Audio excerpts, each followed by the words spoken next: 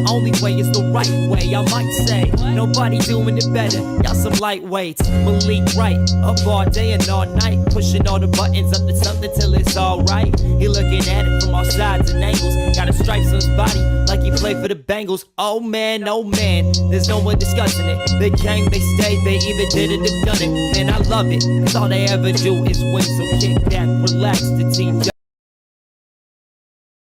Guys, for joining us for another day 4 of NFL free agency, albeit it wasn't a lot of moves made today. Certainly surrounding the Cincinnati Bengals were not a lot of moves made today, but we greatly appreciate you guys for tuning in to us to voice your concerns, to talk everything through. Before we jump into it, do us a favor, make sure you guys give this video a like, subscribe to the channel, turn on post notifications so you guys don't miss when we go live or when we upload content from TWSN studios. Daniel, I'm annoyed. I'm very annoyed. Yeah. I'm very annoyed. I think you know why I'm very annoyed. The lack of moves. The lack of moves, the lack of wanting to get better. It all leads me to believe the Bengals have to have something up their sleeve right now, right? It can't just be they told everyone we're going to attack free agency with everything that we have, and then they just drop a dud. That can't be the case, right, Daniel? That 100% cannot be the case. But Daniel, talk everyone off of a ledge here. What are your thoughts on the Bengals handling, or in some instances, mishandling of free agency thus far? I got my coffee, guys. Jimmy's on the 1s and 2s. Marissa's in the background. Daniel's the co-host today.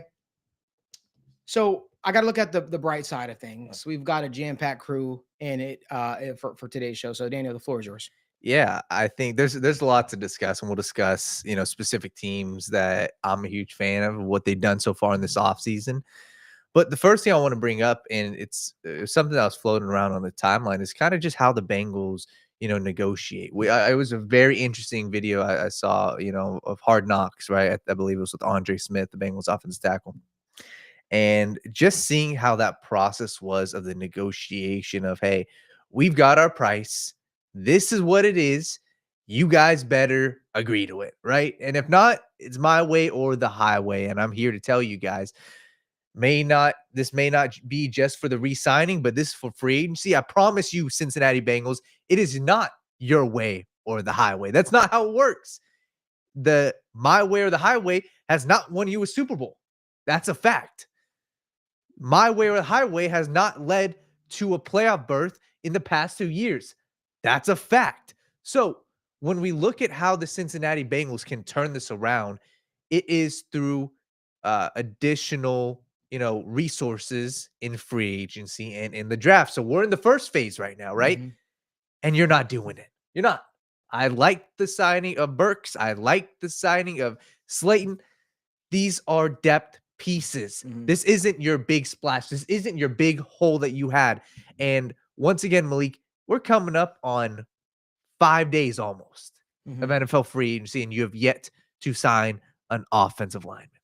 And that's a fact. And if we're looking to talk Bengal fans off of a ledge, the positive thing I will say is there's still guys on the market, right?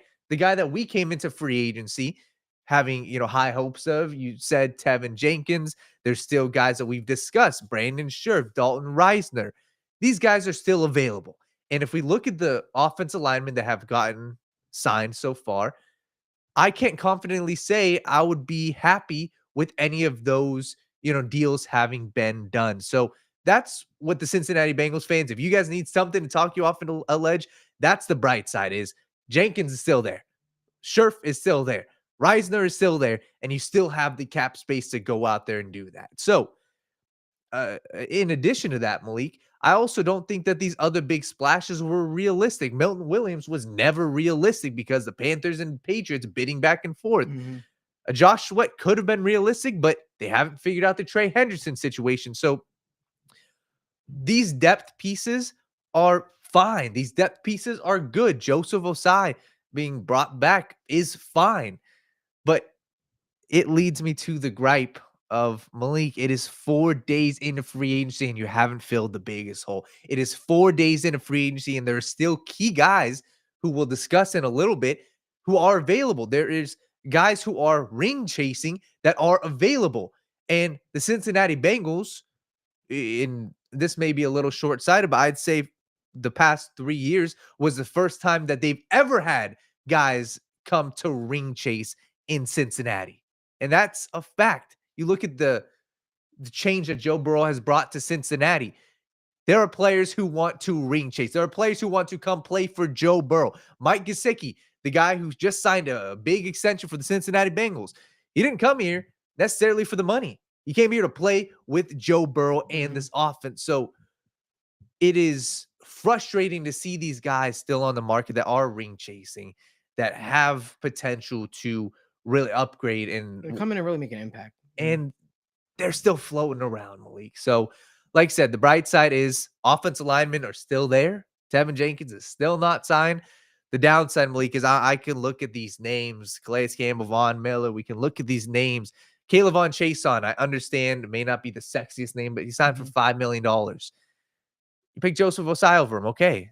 Then you better be damn sure that Joseph Osai is going to have a big impact on this team, and I like Osai. So my concern, like I said, is they're just standing pat, and there's a lot of these guys, and you see a lot of these teams that are making moves to better their team, and the Cincinnati Bengals are standing pat heading into day 5. Yeah, it creates a lot of annoyance.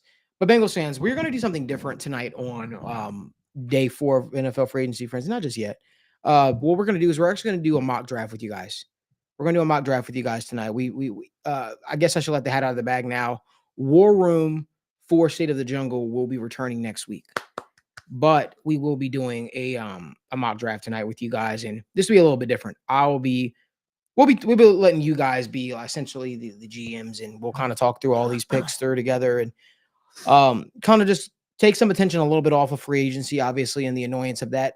What I can tell you is the same thing I've been told. The Bengals plan to still be active in free agency. Don't understand why that hasn't happened yet. There are a lot of rumors circulating out there the last couple of days.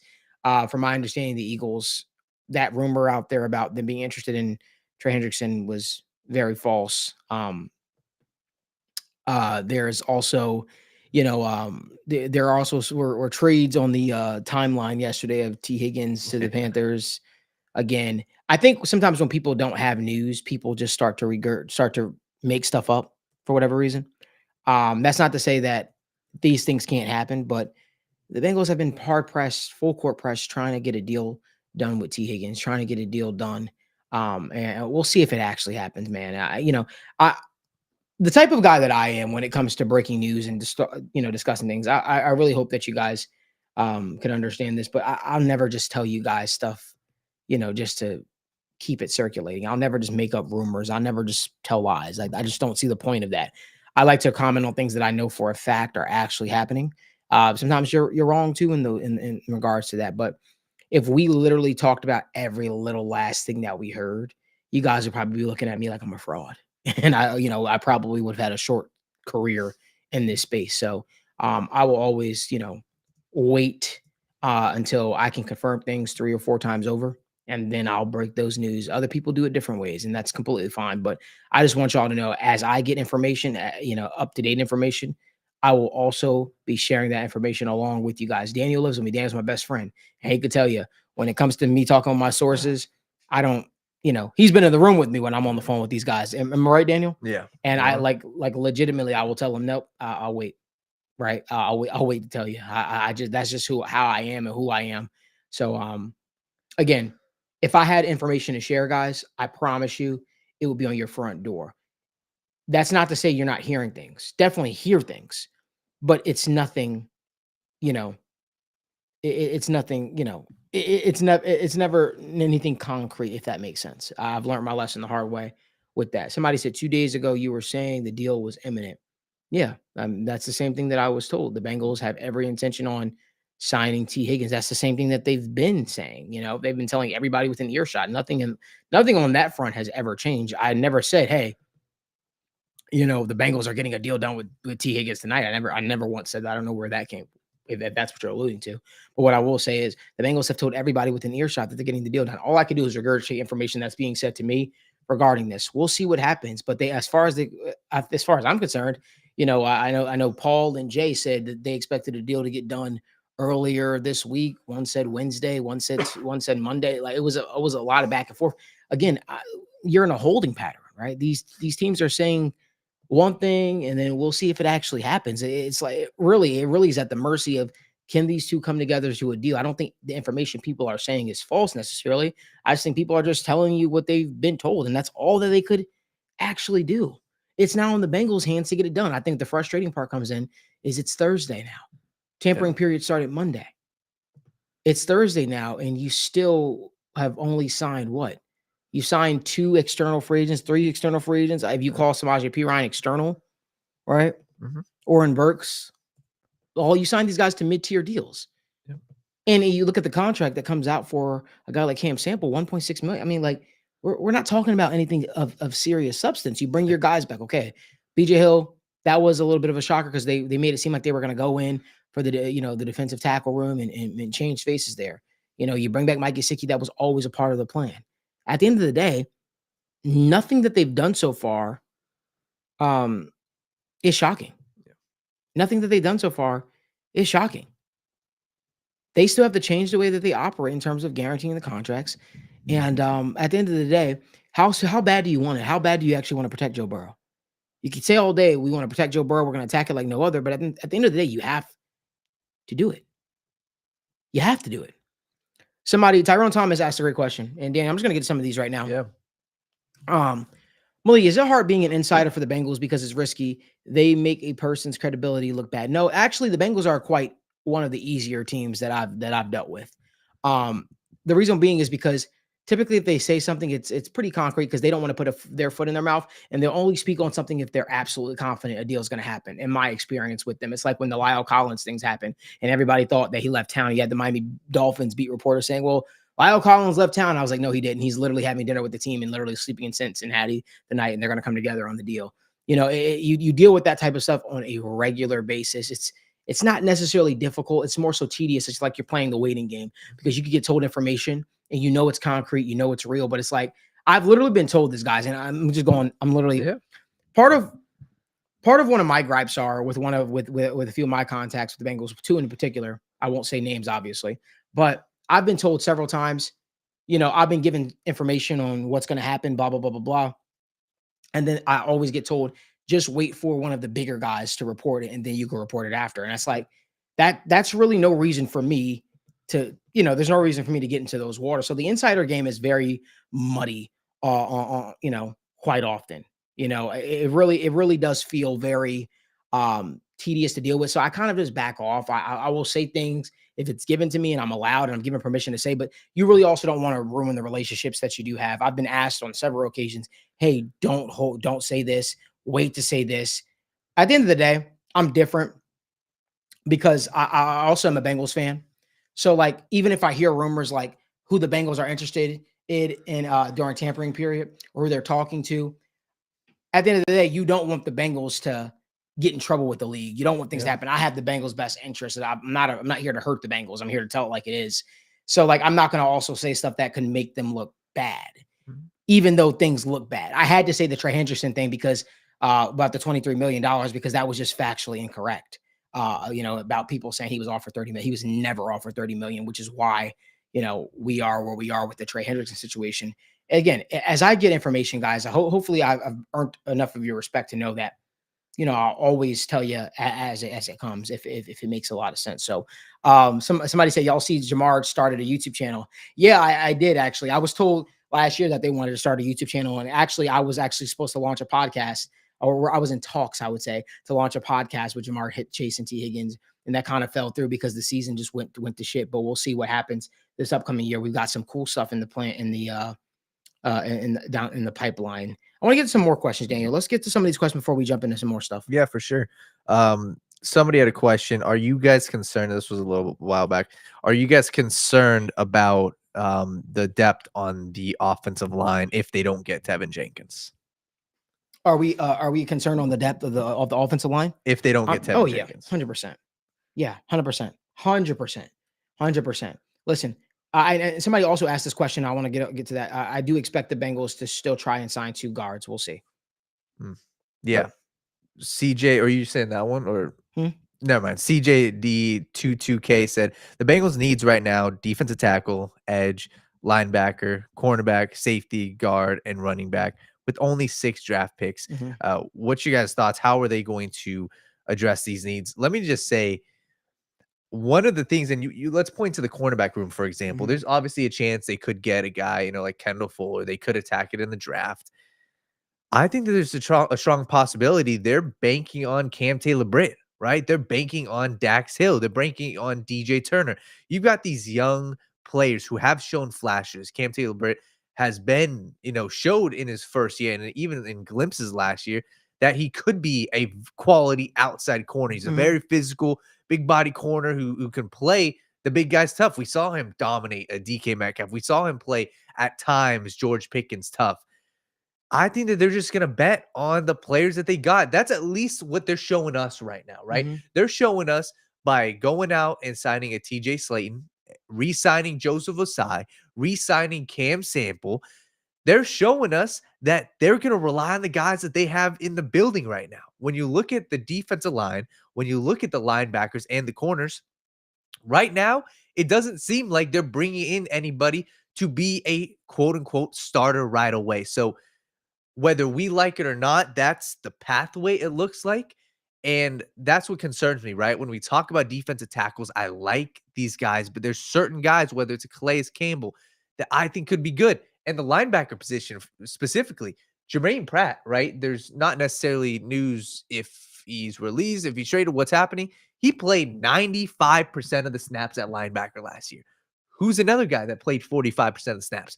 Akeem Davis-Gaither. If both of those guys are gone, somebody's going to have to fill the role, right? So Oren Burks was paid as a sub linebacker. He wasn't paid as a starter, but I think he's going to get a lot of snaps. Knock on wood. If somebody gets hurt, who are they going to rely on? Shaka Hayward? Is that their pathway? So for me, I think that they're putting themselves in a hole, but we'll see, especially when it comes to the draft. I think a linebacker could be a good position. But it's the pathway that they're putting themselves in, right? They're not going out there and saying, hey, cornerback was a major need. We need to go out there. They're saying, hey, we like the guys we have, and we're banking on them being a lot better than they were last year. You think they really value the linebacker spot like that? Value it like who they have on their team? I mean, just the position is in general. It must not. I mean, it's always been. Listen, you can go out there, you can get a lot of high quality guys. Who are very intelligent. I just don't see them, Alec. I know a lot of people are interested in the name Jahad Campbell. That is a name people have talked about a lot, right? And I'm excited to actually do this mock draft with you. I just don't see the Bengals ever doing that personally. I don't see that happening. I think that they're always going to generally go to the premium positions, right? Even like they knew they had a need at linebacker before. Remember that draft where Devin Bush and all this stuff was coming out? And it was like, we have a need. And, he got into the range where they could have made a move for him. And they just chose not to. They're like, we'll just stay pat. It's like we want to. If we have to, we will. If it's like, but there's so many more pressing needs. Totally. Right. You still got Logan Wilson returning. Currently, you still have Jermaine Pratt on the roster. I don't know what's going on with that, but Oren Burks, right? You bring in Oren Burks. I mean, like him. You got Shaka Hayward still, who's a guy I know they like. You got Jean Meta, another guy that they like as well. It's gonna be interesting for sure, and that's where I think that's the pathway they're showing it right now. And like you said, I think like guys like Shaka Hayward, the dude played like 10 snaps, but I like him. Like he showed me a lot, and I think that what I want to see out of these guys, they're just gonna be thrust into these roles. So that's how they're approaching it. Like I said, even the cornerback position. I know Al Golden said, at the combine, he's like, "Oh well, Dax is one of the guys we'd consider to be slot."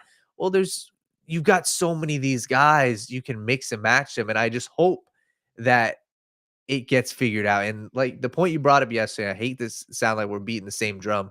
It really sounds, and it looks like how they're approaching at least the secondary. Hey, we're banking on Al Golden being better and being able to change this defense versus what it was last year. Yeah. And that's what they're banking on. I mean, that's a lot of hope, I would say. Completely. Let's get to some of the we're going to get back to some Bengals talk here, but I want to get to some of the more key moves that happened today. Dan, what were some things that happened that may have shocked you or moves that you want to sort of talk about and give attention to? Yeah, there wasn't a whole lot that shocked me. I Yeah. thought one which was pretty interesting was Josh Uche to the Philadelphia Eagles, Mhm. right? Obviously, I believe it was a 1-year deal, but that's not a move that you make for a guy who you don't believe in, for a guy who's a quote unquote cast off. That's a Mhm. move you make for a guy who was productive with New England, a guy who this past second half of the season didn't play well for the Chiefs, but he barely played. That's a move I feel like, Malik, we're going to be talking about at the end of this season. And I think he's going to be a huge contributor for the Philadelphia Eagles. So he was one where you just look at how they're moving and they've got a vision for Josh. Yeah. Totally. And obviously Josh Sweat's gone, Milton Williams is gone, but they've got a rotation. I'm very confident that Josh Uche is going to be and Mhm. have a big spot for Yeah, I them. mean, I mean, the Eagles find a way to turn these guys' careers around, and that's a perfect replacement for a guy like Josh Sweat. This is a guy, Josh, who doesn't have a lot of miles on his tread, so to speak. He was just not utilized with the Kansas City Chiefs. It's it's going to be very interesting. We could what were we going to say? No, yeah, just the two other ones. The Pittsburgh Steelers is Mhm. one. I don't necessarily understand what they're doing. One thing I did like, they're bringing Kyle Juszczyk for a visit, Mhm. and I think Kyle Juszczyk is AFC North football, Mhm. and it's a position that I'm a huge fan of the fullback, and I think that that's the Derrick Henry in Baltimore, the Kyle Juszczyk if they bring him into Pittsburgh. Obviously, I'm not a fan right now of Warren and Gainwell being Pittsburgh Steelers 1-2 punch at the running back position. But if I'm them, I'm in round 2, I'm getting Mario Hampton. If I'm in round 3, I'm getting another big Caleb Johnson. And I think the Pittsburgh Steelers play AFC North football, and Kyle Juszczyk would be a massive signing for them. I know they re-signed signed him, Mason Rudolph. I think he's fine, but I'd be very shocked if they don't get Aaron Rodgers because they're putting themselves behind the 8 ball. But like I said, Malik, there wasn't a whole lot besides that really happened. Gardner Mhm. Minshew to the Chiefs, backup quarterback, Yeah. stays in the How about division. something big did happen today? Your guy, Maybe Mac I Jones, missed it. signed with the San Francisco Yes. 49ers. And listen, I know people are kind of just like, whatever with that move. I'm telling you right now that that is a move that Kyle Shanahan wanted for a long time. He got overruled. And he finally gets his guy that he wanted a long time ago. Now, can Kyle, can he fix Mac Jones's career? Can he fix Mac Jones's career for the better? That remains to be seen. I'm excited to see it though. It's gonna be fun. And this is the discussion. Mac Jones is a fun discussion. It is. He's not a fun Mac discussion. Jones is a fun discussion because It's not a fun everybody, discussion. there's 10% of the people that still believe in them, and there's 90% of the discourse that says that dude is garbage. You think it's fair to say Mac Jones' ceiling is higher than Brock Purdy's? No, I don't think his ceiling's Really? I think I think the it's talent. the same. I think the talent is. I think Jones's talent is more. There's more there with Mac Jones than there is with Brock Purdy. I think Brock Purdy just works. That's not to say he's going to come in and take the job from him, but I think that if you put them in both in the same situation, I think Mac Jones is probably still a starter for the San Francisco 49ers. Where you end up as a quarterback is so important, which is why I'm so excited to see what happens with Shedeur Sanders. I'm so excited to see what happens with guys like Cam Ward. I'm excited to see what happens with one of my guys. I personally like him. I know people don't really like him, but I personally am a fan of Jackson Dart. Interesting. I like Jackson Dart. I think he has a lot of untapped potential. So, yeah, I don't know. No, yeah. And like you said, Mac Jones, Jackson Dart, I think a team's going to take Jackson early, man. I think a team is going to take him early round 2. It's a QB needy league. And like just Mac Jones, 49ers. Some team might even reach in the first round. Be honest They with you. should. For Jackson? Or I wouldn't, but I think like New York Giants, for example, are a perfect team that if they don't take a guy, and same thing, New York Jets as well. If the Jets, they shouldn't take a quarterback early.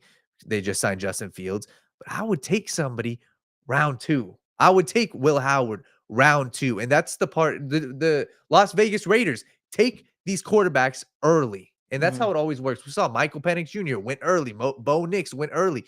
Teams will always reach on quarterbacks, especially if you went to the big school and you had success. So Jackson Dart, there's these guys. I like Will Howard's one I like. Somebody said I really think Drew up and L says I really think Will Howard ends up with the 49ers. He fits the mold of a quarterback they want. He just feels like a Shanahan guy. I could agree with that, but for the life of me, I can't come off of Will Howard somehow finding his way to the Raiders. I can't shake that feeling. Yeah. I could totally see it. Or the Browns might go after him. You know? Yeah. It's and Will Howard and just the 49ers discussion as well. They're a team respectfully at this point. They're not taking a quarterback in round 2 or round 3. You can't, right? You're in this window. I mean, you could, but that would be a massive mistake. Don't sleep on the Cowboys either. Potentially grabbing a quarterback. They should. Don't sleep on the Cowboys doing it, man. I'm telling you, I don't think that I don't think some of these these quarterbacks that we've talked about are stopping you from upgrading at that position. I just don't think so. I don't think Justin Fields is stopping you from doing that. No shot. He signed a 2-year deal, and he's a guy where you're bringing in a guy to give you something. You need something. The Jets need something because you can't just head into the draft saying, well, we're banking on Shador, and he's not there. So, I'll be honest with you guys. I'm really excited to do this mock draft with you too. But before we jump into everything, make sure you guys do us a huge favor. If this is your first time on the channel, make sure you guys give this video a like, subscribe to the channel, turn on post notifications so you guys don't miss when we go live or upload content. We have almost 300 people watching us live, only 31 likes. We don't do super chats or anything like that, although we greatly appreciate it. I've been asked about that in the past. All we just want you guys to do is simply just like the video and subscribe to the channel so you guys never miss when we upload content or go live from the TWSN studios. You know, someone talked about Mike Garafolo talking about Trey Hendrickson, and hopefully I'm getting to some of your questions. I'm not ignoring it at all, but someone talked about Mike Garafolo saying Trey Hendrickson wants to be here in Cincinnati and Cincinnati wants to make it work. Make no mistake about it. Trey Hendrickson has always wanted to be here in Cincinnati, but you also have to get paid your worth. The Bengals always wanted to make it work, but they wanted to make it work at their own price.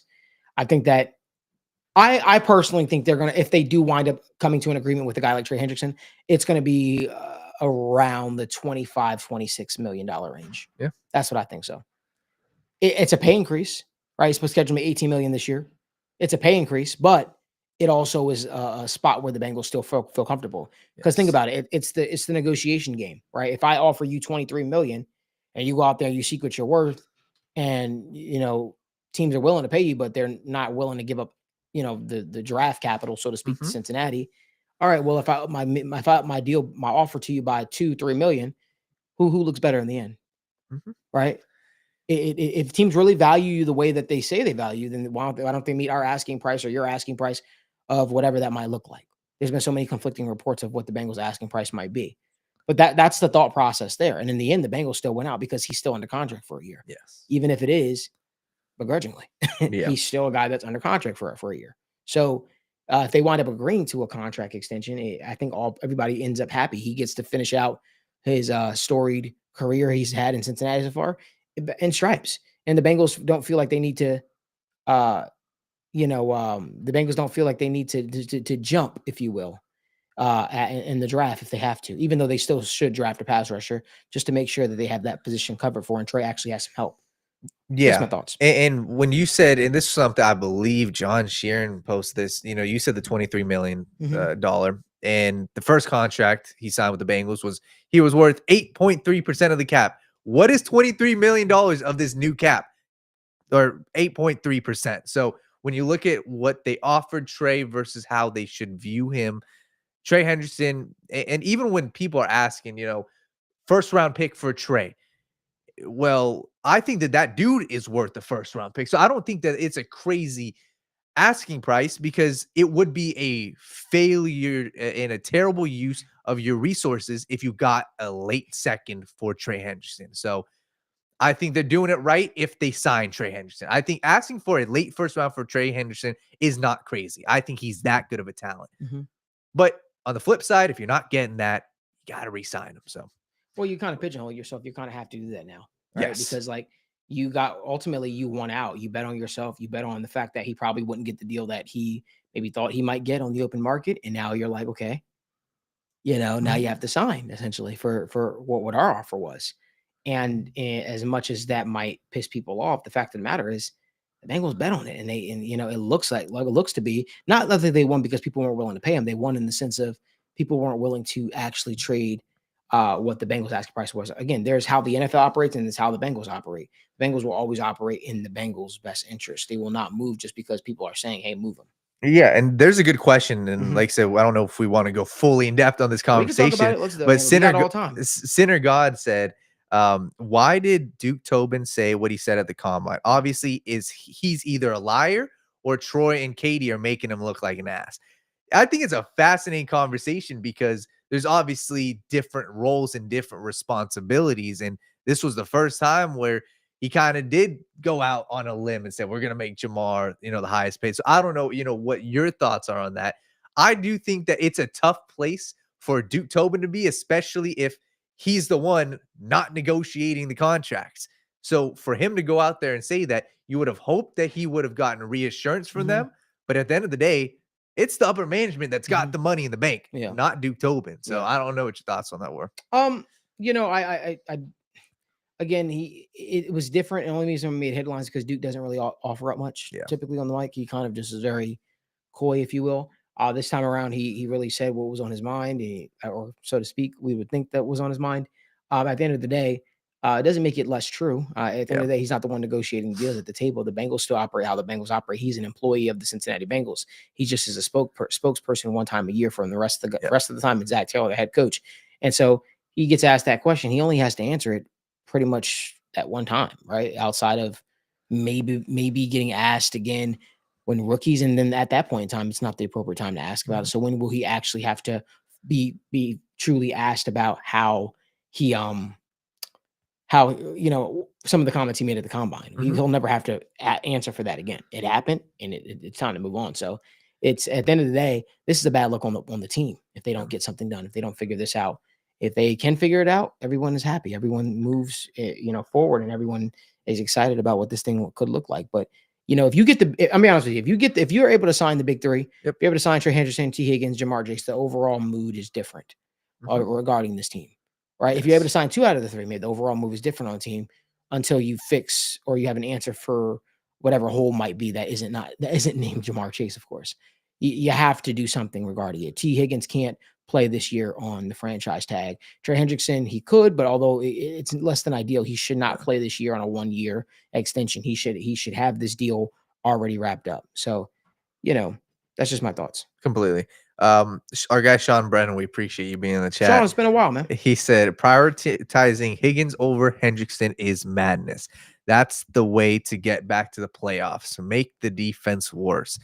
I think it's a loaded discussion because as of right now, you can't ignore the fact of how loaded this draft class is. You can't ignore the fact the compensation could be what you want it to be, and that you get $16 million in cap space to work with. You can't ignore that. So, I understand where Sean's coming from, but I also think that context is not fully given when saying that.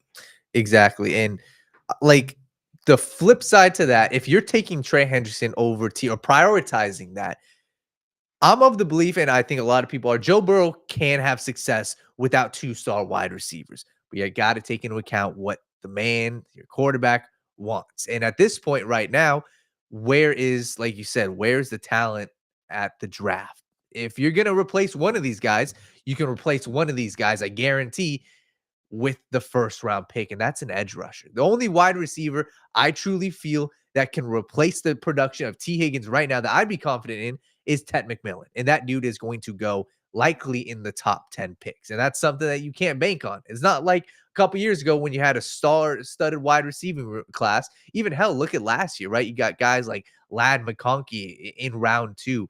There's a bunch of these guys. But this year, it is widely known it is not a great wide receiving class. And that's part of the reason why we see these wide receivers being totally valued. So I said, I hope Malik answers that question. What is the question? If you can find it, Daniel, Center of God's question. Yeah, I'll find it. I want to make sure. He said, no, that was the question I just asked. Why did Duke Tobin say what he said in the combine? I know somebody was asking while we find that question, and if you can find that question, Bryce, let us know. Somebody was asking how many quarterbacks do we think get drafted in the first round in the 2025 draft? I think at most, I think it's going to be 3. I think Cam Ward is definitely going top 3. I think Shedeur Sanders. I personally, I've seen the reports. I personally struggle to see a team not taking a chance on him in the top 10. And that's me. I think that there's too many quarterback needy teams that see Shedeur Sanders. And like I said, this dude is leadership. This dude has, whether people like it or not, he went into 2 different programs and he was the starting quarterback. And that dude put up numbers. He put up stats. And I promise you, it was not all because of Travis Hunter. It was a lot because of him too. So, okay. He asked the question. I saw it too. Adam Schefter told McAfee that he was under the impression that agents are keeping external free agents away from the Bengals. What are your thoughts on that? that is a loaded thing to just say, because that's collusion to some degree, right? You can't. That opens up a whole can of worms. So now certainly you could say, hey, don't negotiate with the Bengals, but I don't know if I necessarily believe that. It also feels like sometimes um, certain insiders or people in the industry have like vendettas against the Bengals. You got to also understand Adam Schefter, respectfully, does not have a good relationship with the Bengals. He's typically the one of the last people to get news when it comes to the Bengals. So they typically give stuff to uh, people, obviously not including myself, but people like Tom Pelissero, Ian Rappaport, or Mike Garafolo. Those are the people that sort of get the opportunity to break Bengals news. So I think there's a little bit of a vendetta there. I can only speak to that because I remember firsthand experience when I broke the Jamar Chase injury news, and everybody was like, well, Zach, that's not true. Zach Taylor just said he was day to day. And I was like, yeah, that's not true. Zach, he's going to be out for a couple of weeks. And I was told at least that he was very, very upset with the Bengals and very animated. And he wind up reporting it like 15 minutes after I did and didn't give any credit or anything like that. He was just pissed because it all came out that it was true afterwards. But Adam has his own weird thing with the Bengals. And you know, certain reporters are aligned with certain teams and they get fed information. I wouldn't read too much. I wouldn't read too much into that, respectfully, though. Completely. Somebody was asking about running backs in the draft. Our guy Sean Brennan, he said, "How many running backs do you guys think go in the first round?" I mean, I think you're probably gonna get two. Ashton Genty for sure, and I mean, we could see more, but I think it'll probably be one of these, whether it's Mara Hampton or like Travion Henderson or something. We probably see 2 to 3. But I totally agree. I think the running back value all around is going up because of guys like Saquon and Derrick Henry, but that does not mean also that you need one of those guys, because look at a Saquon Barkley. That dude does not do it without that offensive line. You look at a Derrick Henry, he does not, fully go for those numbers without Lamar Jackson's threat. So they're great running backs, but you also don't necessarily need that totally. But we had some other questions. We want to keep going. Yeah, let's keep going before we. First of all, are you guys excited about the mock draft we're going to do? And somebody asked Malik, who is this year's Carrington Valentine? I'll get to that when the mock draft starts if they're available. We'll see. So Ken Dipple said, and this is going back to the T. Higgins conversation. He said, "I think the Bengals like to trade T. Higgins for a second round pick." I can't tell if he's being sarcastic.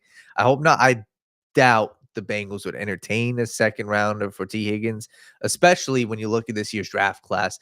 A T. Higgins trade conversation, once again, I think that they should be looking to re-sign him for an extension because obviously he's got the franchise tag. But if they're looking to trade him or even entertain trades, we're talking a first round pick for sure, right? Look at these wide receivers. No disrespect to Matthew Golden. No disrespect to Isaiah Bond. No disrespect to these other wide receivers like a Luther Burden. T. Higgins has proven himself more than those guys have proven himself. T. Higgins is potentially, a potential number one wide receiver. And when you look at these teams, whether it's the early 20s, a team like the Pittsburgh Steelers before they traded for DK Metcalf, you're going to have to give up a first round pick. And also the Bengals should not accept anything less than a first round pick for T. Higgins. Somebody was asking, or Jigsaw said, got to take a guard in the second.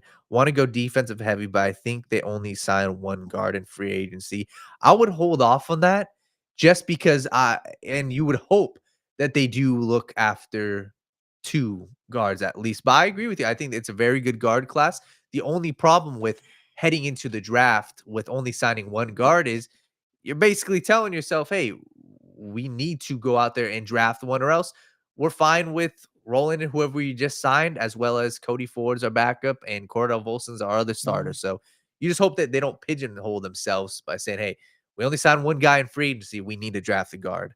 But AKIC said, do you think a wide receiver gets signed or drafted for the Bengals, or do we possibly avoid muddying the waters? I don't know if I see that.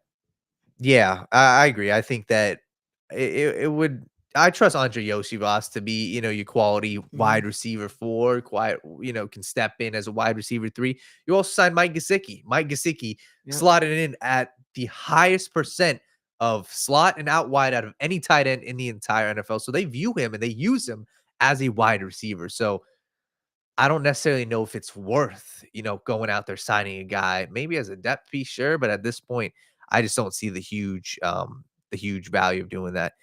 Bryce Schmidt was asking, what's your thoughts on Aziz's market? Could he come and take a 1-year prove it deal potentially? I think Aziz has to come down on his asking price. I've told it's been up there, and he thinks he's a premium edge rusher in this league. And you have to look at the landscape of the market. The Giants did not trust him as a full-time pass rusher. They utilized him as a specialized pass rusher. I think he's a guy that you could see, obviously get a 1-year prove it deal and prove himself. He's still young, but at the end of the day, he has to really realize he hasn't really shown enough for a team to commit substantial amount of dollars to him and feel like good about him being their premium edge rusher. I think Azeez Ojulari has a lot of good football ahead of him. I really believe that, but his asking price has to come down for sure. Sample said, for what it's worth, and I don't know if this was what they were discussing about Mike Garafolo, but he said on the Phoenix Cardinals podcast. Yeah, that's what he was talking about. Yeah, awesome. So what do you guys think potentially about looking at the interior of the offensive line? Mm-hmm. Do you think that they're thinking of moving Karras to guard and Matt Lee to center? I don't know if I see that. I think that, Ted Karras has played well at the center position for the Bengals. He's been their center. I don't think there's a reason to change that up. Now you could say, can Matt Lee be getting coached up, to potentially be a guy of the future? Sure. That's something that I'd buy, but I don't think that, I don't think that he's being moved at all to guard. Yeah. Even though he has played that as well in his career. And you'd be asking for a lot. Like, you're asking for everything to go right if that's your plan heading into the season, saying, hey, we're going to start a 6th, 7th round pick as our center who could be good, but that can't be your plan heading into the season. That's something that you switch on the fly if Karras gets hurt, if Cordell Volson gets hurt or something. But looking at what some other people are saying, Chad Walter said, are we going to be in a position to draft best player available, or are we going to be drafting a need?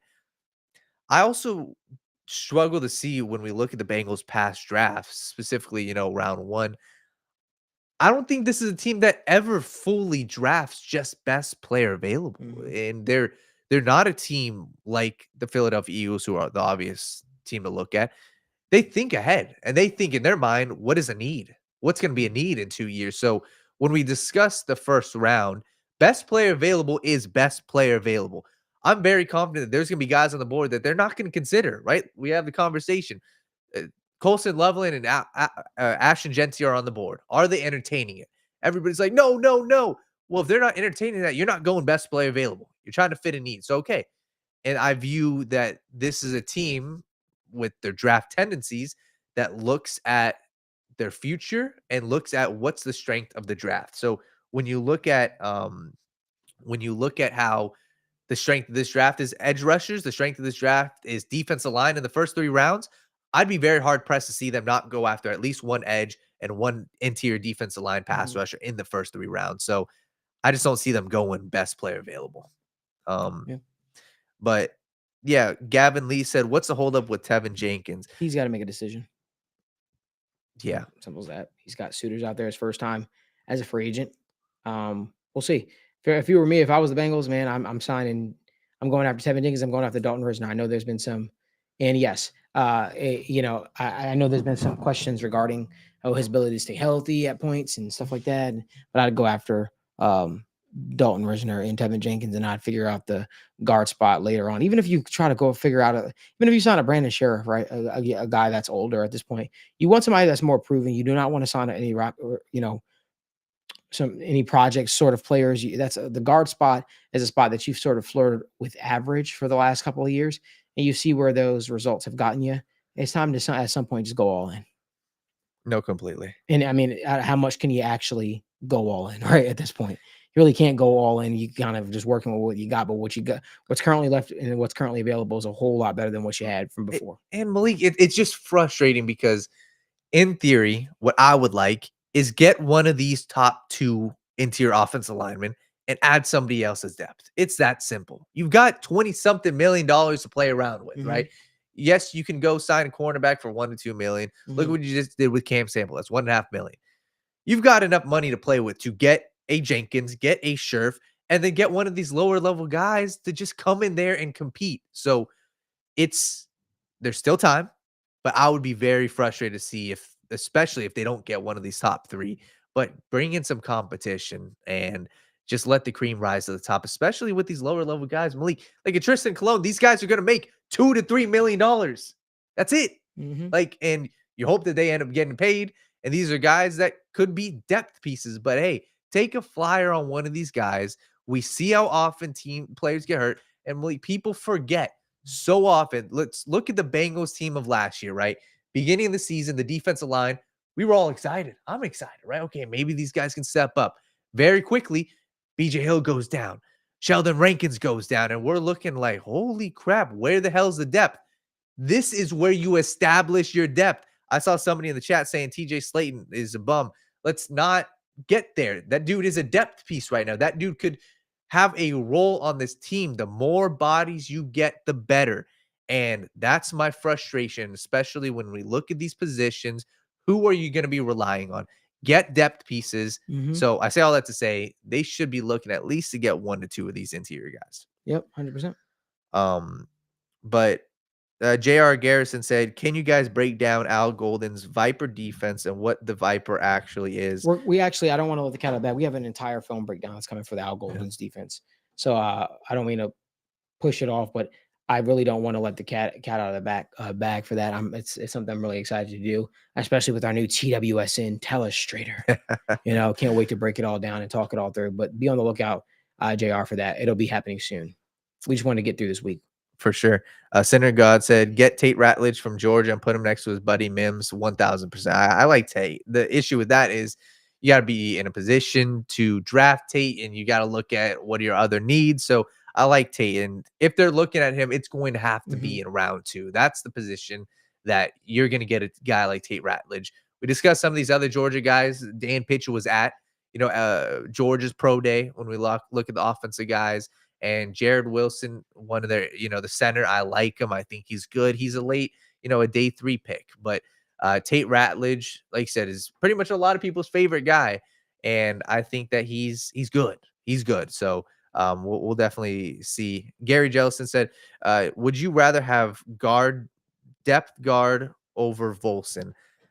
I think Volson has kind of established himself as far as like, hey, I doubt they bring in 2 starting caliber guys at this point. I would like I said, I hate to keep going back to his name, Tristan Colon, but I would like for a guy like him to say, hey, Tevin Jenkins, Brandon Scherf, you immediately slot in as our guard. We've got no qualms about you. Dalton Reisner, we've got no qualms about you.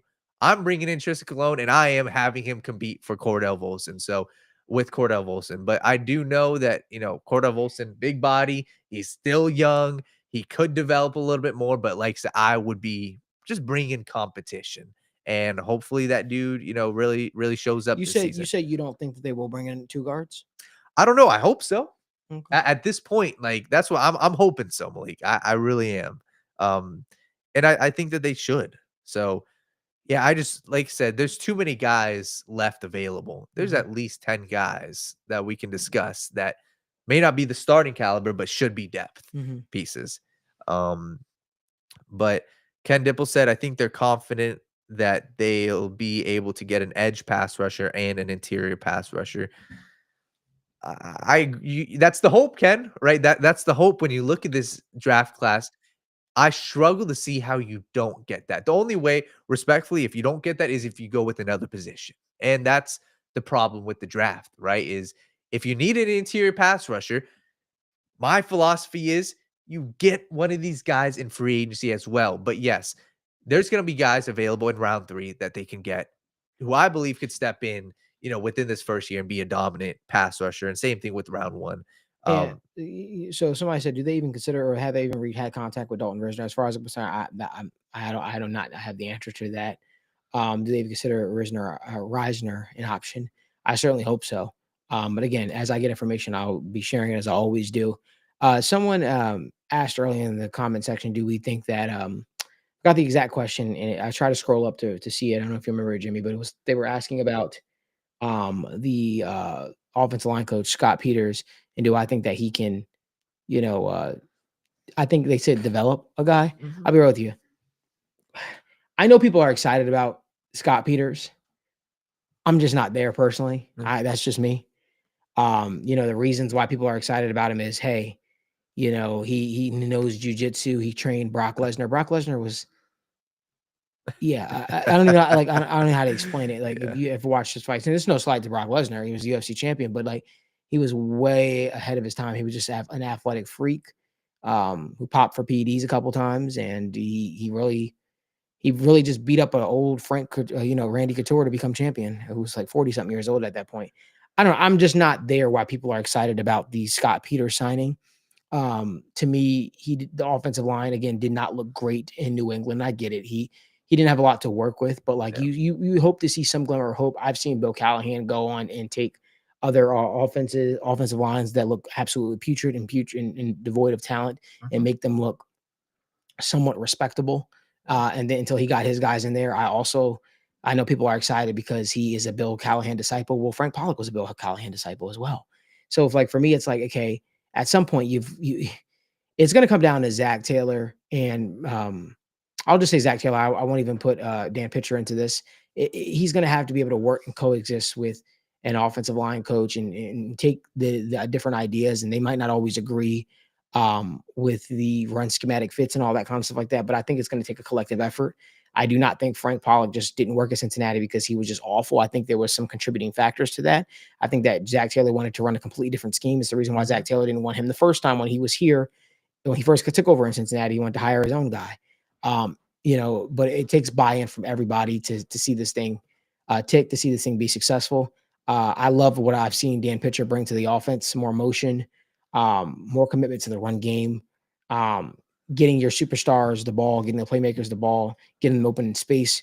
There's been a lot of cool stuff that you've seen Dan Pitcher bring to the offense that didn't just, that wasn't a focal point the last few years. So at the end of the day, it's going to come down to how well can they mesh their philosophy when it comes to running the football effectively, and go from there. That's just my thoughts. But I'm personally not ecstatic. Yeah. I'm not ecstatic for Scott Peters, but we'll see. I could be wrong. Yeah. And like you said, I think looking at the offensive line, that's why you just got to get the best talent in Mhm. here. If you get more talent, you got less room for concern. You got 2 bookend tackles right now into your offensive line. Just get the most talent in there. Mhm. We won't have this problem. And nobody can lie and say if you watch last year's film, and I forgot who said this in the chat. If you watch last year's film, you will see the interior of the offensive line struggle. Whether that's coaching or talent, they struggled. So you got to fix that somehow. Bring in the best talent, and now's the time where you can. All right, now listen. Before we get into the fun part, it's mock draft time. But Yeah. before we jump into that, do us a favor: give this video a like, subscribe to the channel, turn on post notifications so you guys don't miss when we go live. Daniel's headed over to the telestrator to do the special telestrator to do some of the mock draft stuff. I'm excited about this, man. I'm excited about this because you know what? I know people have been clamoring for mock draft content, and I think me and Daniel don't have the most consistent opinions together. I don't know if we see it all the same or we visualize it all the same, but Yeah. I'm excited to talk it through. What do you think, Daniel? I'm excited too. And let me ask you this: how fast do we want to go on the speed? Do we want to see everybody's picks? Like kind of go medium. We can go. I'm good with going media, All man. right. We could talk some of these picks through and have the dialogue and have the conversation. This is what it's all Yeah. about. This is what we're doing it for. So I'm just excited that that you guys are tuning in right now. I'm excited that we're doing this. I think this is gonna be fun. And man, I guess we're giving them a little taste of what War Room Totally. is gonna look like, right? What War Room is gonna look like. Next week. And I'm excited to have the guys back in studio. I'm excited to talk with Evan and Logan and talk these things through ASAP. So I'm pretty pumped up about it. Man, I'm excited. And this is, like I said, we've got a lot of cool content coming, whether it's for film breakdowns on our new Randall Telestrator. But like I said, I'm excited. 7-round mock draft. We've done a lot of these. And once again, as we go through this, drop down your guys' comments, right? Drop down who you guys want us to see, who you guys are interested in. We can just start this right away. Kind of see pick 17. Start the draft. Let's see how people are drafting. Abdul Carter first, Travis Hunter. There's going to be a lot of talent that's going to be available for the Bengals. I don't necessarily know if I agree with Ashton Genty going that high, but as we discussed, at the NFL Combine and just looking all around, it seems like defensive line is going to be the focal point for the Cincinnati Bengals team. And Bengals are on the clock, but we can check out. Yeah, I want to see what some of the picks were. Yeah, I don't know. Like, this is kind of interesting. I'm not going to lie right away. Abdul Carter. Was he the first pick? First pick. So no Cam Ward. Okay. Travis Hunter, the Browns. I think Travis deserves to go that high. Mason Graham at 3. Ashton Genty to the Patriots. Crazy. I think they go wide receiver. Will Campbell, Tyler Warren to the Raiders, Ted McMillan, Malachi Starks going high. Let me just say right now, the Raiders picking Tyler Warren makes absolutely no sense. That makes no sense, and it makes sense. Yeah. It doesn't make sense for an E for obvious reasons, because they have a guy by the name of Brock Bowers who they drafted.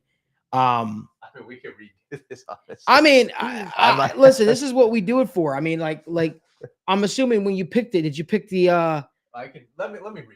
Okay, let's redo this. Let's redo this because I want to make sure we're getting the right, so to speak, or the closest thing to a realistic board in here as possible. Yeah. Let me know when you're ready, though, Daniel. Make sure while you're here, make sure you guys drop a like on this video, turn on post notifications so you guys don't miss when we go live or upload content. Sean Brennan asked me, Malik, are you as high on Abdul Carter as everyone else? To be quite honest with you, he is fast. He is explosive. I did think the size would be troublesome. I don't know if I see generational as everyone else is seeing with him, but I do see a very, very talented edge rusher. So I guess to answer your question, Sean Brennan, I'm not as high on Abdul Carter as everyone else, but I do like him. I do like him. I just don't know if I see generational talent like some people are saying with him. But Daniel, let's get to it. Sorry about that. All right, no, you're good. Let's hope that this one goes a little bit better. Cam Ward 1, Travis Hunter, Abdul Carter. Mm-hmm. All right, this is looking more realistic. Okay. I like this. We'll discuss these picks in a second. But like you said, as it kind of looks what the value of the draft is, it's likely going to be defensive line, right? Okay. When we discuss these other picks, let's go through it. Well, I think this is realistic. Ashton Genty to the Raiders. I think that this is something where they look at their team and they say, hey, who's the best playmaker on the board? Mm-hmm. It's Ashton Genty. Some of these other teams, Michael Williams going to the Panthers, interesting. The Jets going Will Campbell, I think is a phenomenal move for them. He falls down the board a bit.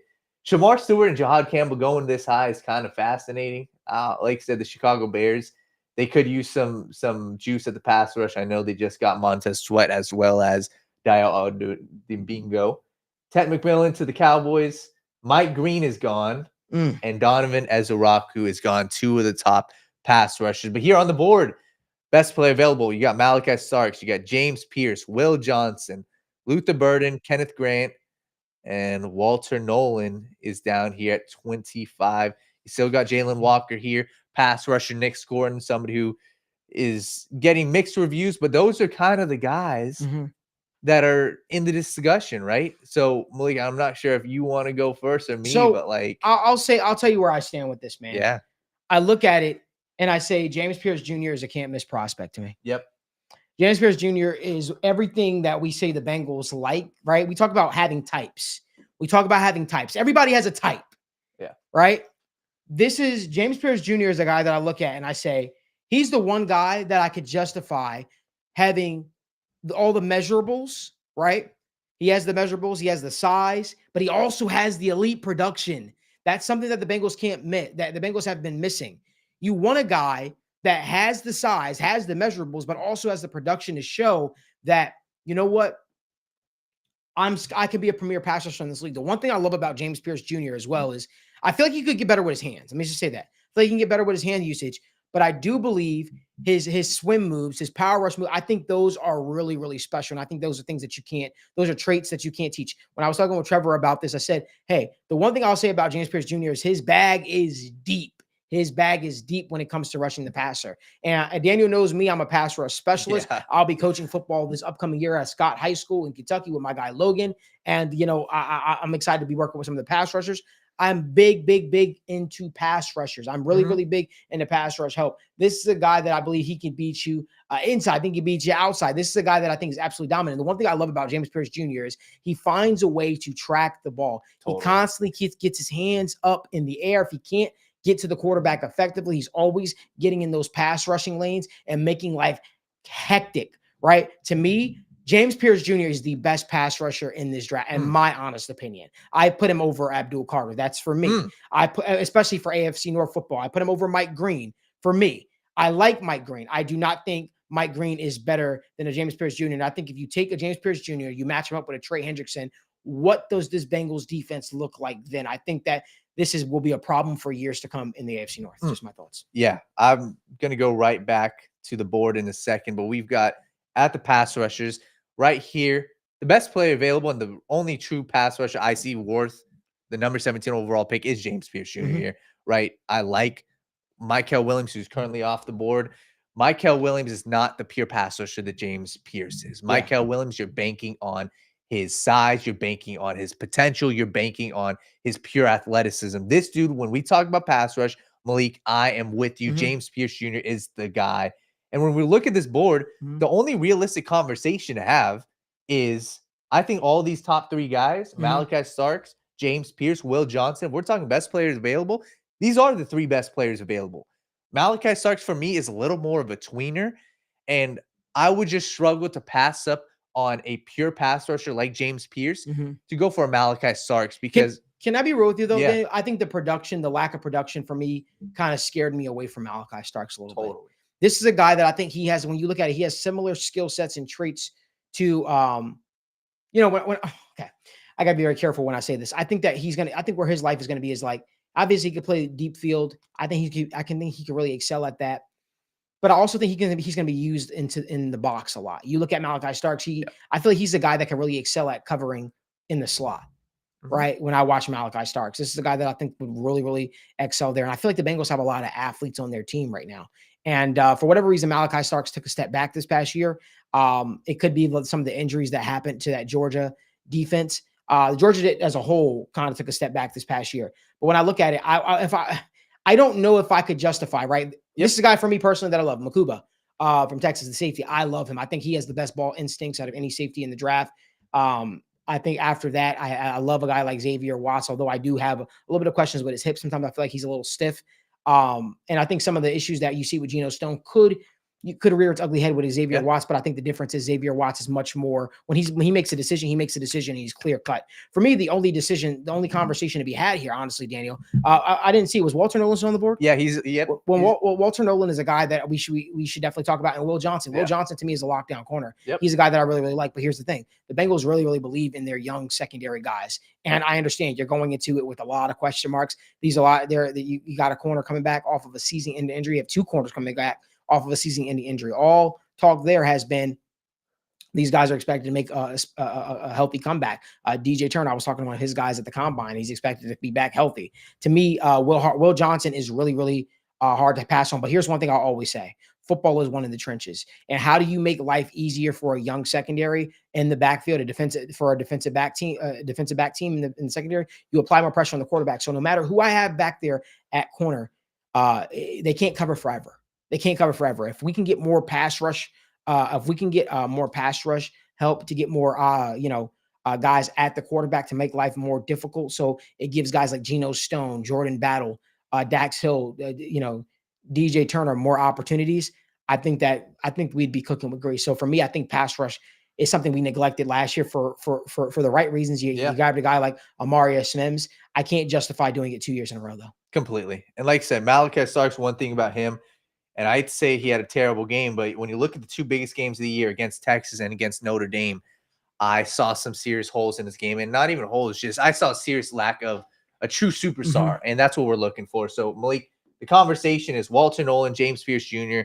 When I look at Walter Nolan, the only thing that scares me away is I think this dude is a dominant athlete. I think this dude is a mover of men. I've seen him in the run game. When he's one-on-one, it very rarely do you see an offensive lineman bulldoze him. Many times he stands this guy up. He's very quick. He's got a good first step. And my concern with Walter Nolan is the moves we see in his first step in the run game is not what we see consistently in the pass game.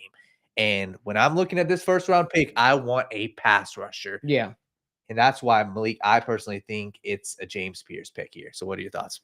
I want to get more conversation with the people in the chat. Guys, let's narrow it down here, man. We're talking about James Pierce Jr., we're talking about Walter Nolan, we're talking about Will Johnson here. And my guy JP27 who says James Pierce Jr. is no Abdul Carter Malik. That is blasphemy. You also understand, look at it from a Bengals perspective. Abdul Carter is going to be nowhere when the Bengals pick either. I think James Pierce Jr. is just fits the AFC North mold. I remember when we were talking about Abdul Carter earlier, and I said, how would he fare in the AFC North? And I know that's like this old adage, like, oh, how would he fare in the AFC North? Football has changed, blah, blah, blah, blah. But I really do believe I really do believe James Pierce Jr. will be a huge difference maker, especially you have to look at the fact that he's played in a huge conference. He played in the SEC. He's played in big games. But Daniel, I'll be honest with you. To me, the pick really does come down to Walter Nolan and James Pierce Jr. for me. Yeah. But can I make a case? Yep, make the case. Do you believe in the future of Chris Jenkins? Yes, I believe he'll be solid. Yes. Right. I believe he'll be solid too. I also think there'll be options later in the draft, especially because this is I don't know how, you guys might call me old. I genuinely do not know how to drop a poll in the comments in the comments. Jimmy section. might be able to. I genuinely do not know how to drop a poll at all. But what I will tell you is I just feel like you have a hard time passing up on James Pierce Jr. here. Yeah. I really do. I think that listen, I believe in Chris Jenkins. I think Chris Jenkins is going to be a good pro in the league. I really do. I think he's going to wind up being a very, very good player for the Cincinnati Bengals in the pass rush and stopping the run. This is a guy that I believe is going to be very, very successful. I don't know. I feel like this is an opportunity to redo the Jared Verse pick again. Yep. I feel like we'd be kicking ourselves again, man. You don't know how long, right? You don't know how long guy like Trey is going to play, right? You don't have a clear-cut answer for the pass rush after him. Mm-hmm. Then again, you could really wreak havoc for opposing offenses by having pressure up the middle. Man, I don't know, man. Malik, for me, I think, and it's tough. This conversation, this is my thought right now. Before we get to the War Room episodes, having seen 3 games of film of each of these guys, my thought right now is I'm just not fully sold on Walter Nolan being a superstar yet. And that's where it comes down to. If I go back and rewatch him, if I can be sold that dude is for sure, I know he's got the traits, but I just need to see, hey, can I bank on that guy being a star pass rusher up the middle? Because that's what I want out of an interior. Because you said Chris Jenkins. I think Chris Jenkins is a stable piece for this Bengals, and I want a tag team partner for him. I just don't know if Walter Nolan comes in right away and within the first 2 years is this dominant pass rusher. So for me, Malik, when I look at the depth of this class, I think there's guys later we'll discuss in round 2 that could be better at the pass rush in round 2 and round 3 versus the edges in round 2, Malik. I'm just not sure if the depth is there. And the discrepancy between a James Pierce Jr. versus a Jack Sawyer, James Pierce Jr. versus a Landon Jackson, I think is much more and much greater than the depth and the change between. I love what Ken Dipple said in the comment section too. Drafting Pierce would allow them to move Murphy to the inside, which I really believe that he's going to have a lot of success at. What are people saying? What's the consensus? Some people are saying see what the trades are being offered. Let me check that out. Some people are asking what are the trades being offered. Let's tackle that. Let's see what some of these offers might look like. You can do full-on offers on here. I think we got to offer. Oh, okay. That's the issue. Okay, no. Yeah. Okay, so we've got poll complete. Pierce Jr. is the pick. He's the selection. Wow. All right. He got 57% of the votes. Walter Nolan came in second. Other was 15%. Malachi Starks was 10%.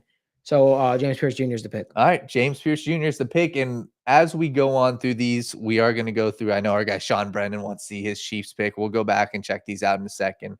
Talking about this pick, Malik, this is the best I think you could potentially get. Yeah. I saw some people say, will he be there? I think that there's these guys that could go above him, right? Shamar Stewart, Michael Williams, a team could fall in love with him. Jalen Walker, who's viewed as a tweener. I think there's a strong possibility he goes ahead. Jahad Campbell. There's these guys that play the pass, or same thing with a Mike Green. I'm not sold that James Pierce Jr. is going early. I'm sold that Shamar is going early. I'm sold that Jalen Walker is going early. Walter Nolan goes to the Detroit Lions in that mock draft. Holy freak, man. Wow. Okay. Was that late first? Yeah. That's Walter Nolan. Wow. So you pair DJ Reader, or Levi. You pair them up with Walter Nolan, man, and you still got Aiden Hutchinson out. Wow, that'd be dangerous. That's tough. Kenneth Grant to the Chargers. You got the Jim Harbaugh connection. Mm-hmm. Tyler Booker to the Vikings offensive line. The Chiefs, they selected Darius Alexander. This is one. Darius is a guy who's gotten a lot of hype. I just don't know if this dude is worth the first round pick. This dude has gotten the talent. He's a little bit on the older side. He's going to be a very productive pro. The Eagles went Jaden Higgins. He's the guy who's also been getting a ton of hype. I've seen some people comp him to a T. Higgins, right? 6'4", slender build. This dude is, as absolute bully in the 50-50 ball. Shador Sanders to the Browns. Giants took Jackson Dart. Wow. Running backs gone. Amari Hampton went to the Raiders. They doubled down there. Wait, they had Shador Sanders fall in the second round? Round? Oh, that's crazy. Yeah, but first pick right there, Shador Sanders went. Wow. Trying to think of these other guys. Landon Jackson's another one I've seen kind of mocked to the Bengals. Yeah, no. Massive guy. Yeah. Princely is, if we're talking passers, Xavier Watts went. Man. And this is, Malik, this is a little bit of the inexperience on my part right now. If I'm having this conversation right now, you're trading up, aren't you? I'm looking at 40. And around that time, I'm seeing some of these guys, whether it's Xavier Watts or whether we'll get to the Deion Walker conversation. And I'm potentially hitting the phones because I think especially if it's Xavier Watts, if he's the guy that they're really eyeing, you don't wait, Malik. You don't. Yeah. So obviously that's not the board that we have currently, but talk us through, because talk us through some of the picks that you currently have right now, though, Daniel. When you look at it, who are some guys that are currently available on the board that could make sense? For sure. And this is PFF's board. At round 2, you just got to look best player, and you've got to look at all these options. I think Demetrius Knight is one. If we're talking linebacker position, he is the cream of the crop here. He is the guy who has done it. He is an absolute thumper. He's got the sideline speed, played at a big school. Demetrius Knight, if we're talking linebackers, I really like him, and I think he's definitely deserving of a pick here. When we talk defensive line, right, let's look at the interior of the defensive line.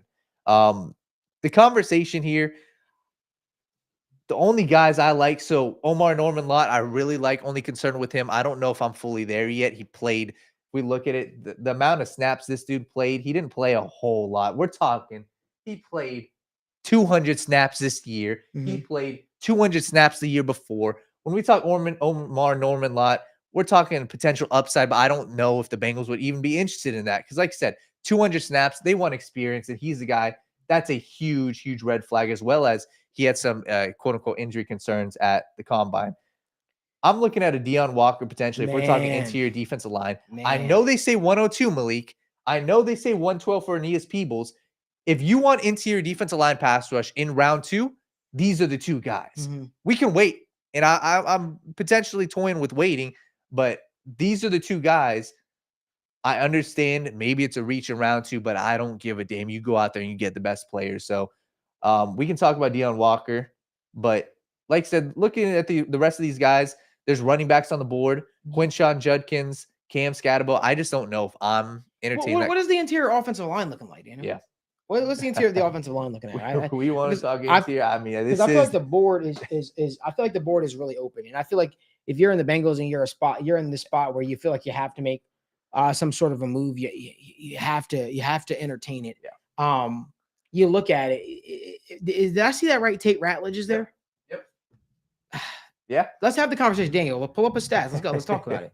Tate Ratledge, man. He's. Did I say his name? Did I say Tate Ratledge? No. Yeah. I'm just laughing because this is the pick if we're talking interior offensive line, right? Tate Ratledge is a mauler. You go back and I watched 2 games of him. You can go and specifically watch Ole Miss. Dude played against none other than Walter Nolan, right? And he had a phenomenal game against Ole Miss, as well as, once again, more so, Kentucky. Deion Walker, he had a very good game against the Kentucky. And when we talk Tate Ratledge, this is a dude got the size. That's the first criteria when we're looking at these interior offensive line. 6'6". This dude has the size. And something else I know is extremely valuable and has to be valuable. He is a 3-year starter for Georgia. He's played all in the interior. He's got the veteran experience at college, and it's extremely important when you look at these offensive lines. Sure, you can go to these small school guys, but Malik, if you're spending round 2 capital on an interior offensive lineman, I want to see him go up against the best of the best. And Tate Ratledge, when you look at this board, he is the best of the best. If you go into your offensive line in the draft, look at the rest of these names. I like some of them. I'm sure we'll talk. Jonah Monheim, Dylan Fairchild from Georgia. I really like Seth McLaughlin from Ohio State. A lot of people at the combine really raved about him. His teammates raved about him. But if we're talking here in round 2, Malik, Tate Ratledge is the guy, and you guys cannot discount what him playing alongside Amarius Mims has meant, right? It is a connection that you have to take into account when we're talking about the Cincinnati Bengals. You look at other teams, point to the Los Angeles Rams when they drafted Jared Verse and they drafted the other interior offensive lineman or defensive lineman, Braden Fisk. It is something teams take into account, whether players have played together, they know them, and they've got some familiarity with the scheme. So I promise you guys, there is a strong possibility, because when you look at the film of Tate Ratledge last year and you look at the film of Amarius Mims, when we were watching, it's like, who's that interior offensive lineman? And Tate Ratledge is an absolute maul. And I actually think he fits the Bengals, scheme. He fits them well. So Tate Ratledge, if we're talking interior offensive line, I think that this is a very good spot to get him, to be honest. I think this is a great spot to get Tate Ratledge, but I also want to get people in on the conversation here. So, Jimmy, let's put up a poll for people, okay? Well, Tate, go ahead. Sorry. Go ahead. Benjamin Morrison. Oh, so okay. So all right. Now we're talking. Now we're cooking. Benjamin Morrison sitting there. And Malik, there's a strong possibility this happens, right? Heading into draft season, everybody's high on him. This is how it happens. Somebody doesn't participate, in drills. Somebody doesn't play the end of the season because of injury. These guys fall. Maxwell Harrison from Kentucky had an amazing combine. That dude shot up the board. You have these other guys, Will Johnson. You have these other guys, even a Darian Porter, track star, absolutely lit up the combine. He's got 6'4" size. He's going to go, before Benjamin Morrison. This may not be the best pick when it comes to need, but Benjamin Morrison obviously has the Al Golden connection. When we talk about Benjamin Morrison's game, this guy is a fluid guy. I wouldn't necessarily describe him as the technician that a Will Johnson is, but he is just fluid. And his biggest, strengths are, this dude is a playmaker. And when you watch him, he's able to flow with wide receivers. And my concern, right, when I look at corners, guys get out of position quick. Guys get beat off of a quick move. We've seen him do it against wide receivers, both Ohio State wide receivers. We saw him do it against Marvin Harrison Jr. last year.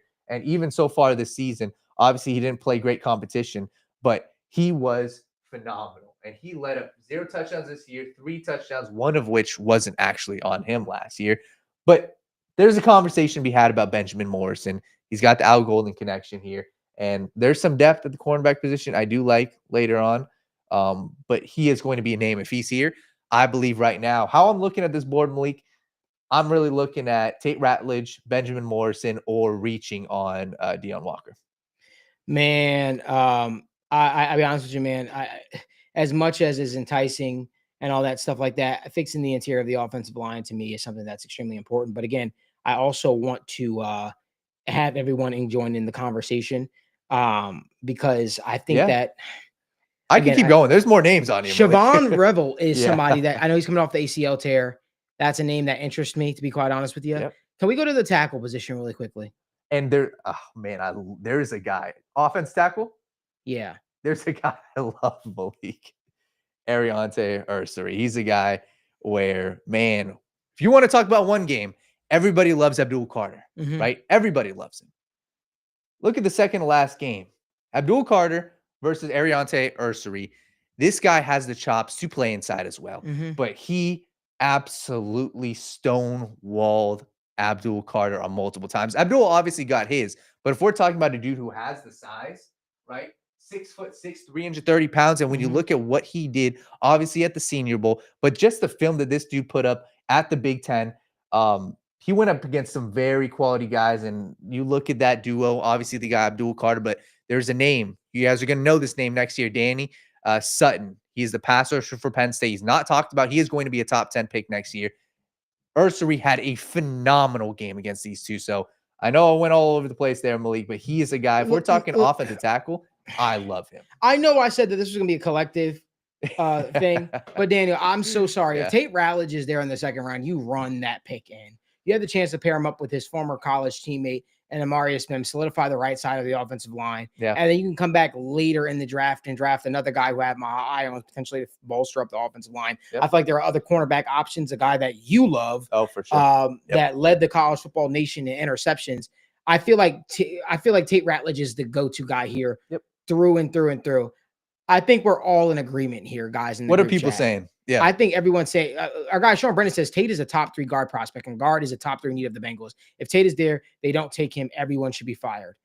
Tate. I know I'm one of the guys that say, "Hey, Bengals, you don't go out there, you don't extend guys at the guard spot." So blah blah blah blah blah. It has to be Tate. Yep. Tate has to be the pick here. I'm sorry. All right, he has to be. I'm in on it. There's a lot of good talent on the board, but I'm with you. I think if we leave. So everybody's in agreement. Tate Ratledge. I think so. And if I'm not, I'm willing to go down in flames for this pick. People can say, fire Malik. Malik, you're off literally. Take Tate. That's it. Perfect. That's All right. Take Tate. Tate is the Bengals selection there. Guys, by the way, I'm excited because this is my first mock draft that I've done in private or publicly. Yeah. All like since draft season started. I have not done one mock draft yet. So this is kind of cool that I'm going through this with you guys. That was a little bit of a warm up for State of the Jungle War Room. Jack Sawyer to the Lions. Sorry, Jack Sawyer to the Lions. That makes sense. Travion Hendrickson to the Eagles. He's another one. That doesn't move me, but it doesn't. Raiders pick Jalen Milroe. Like I said, it's some good guys going off the board here, but Cam Scatterbo to the Cowboys. That's a perfect fit. They need a running back. All right.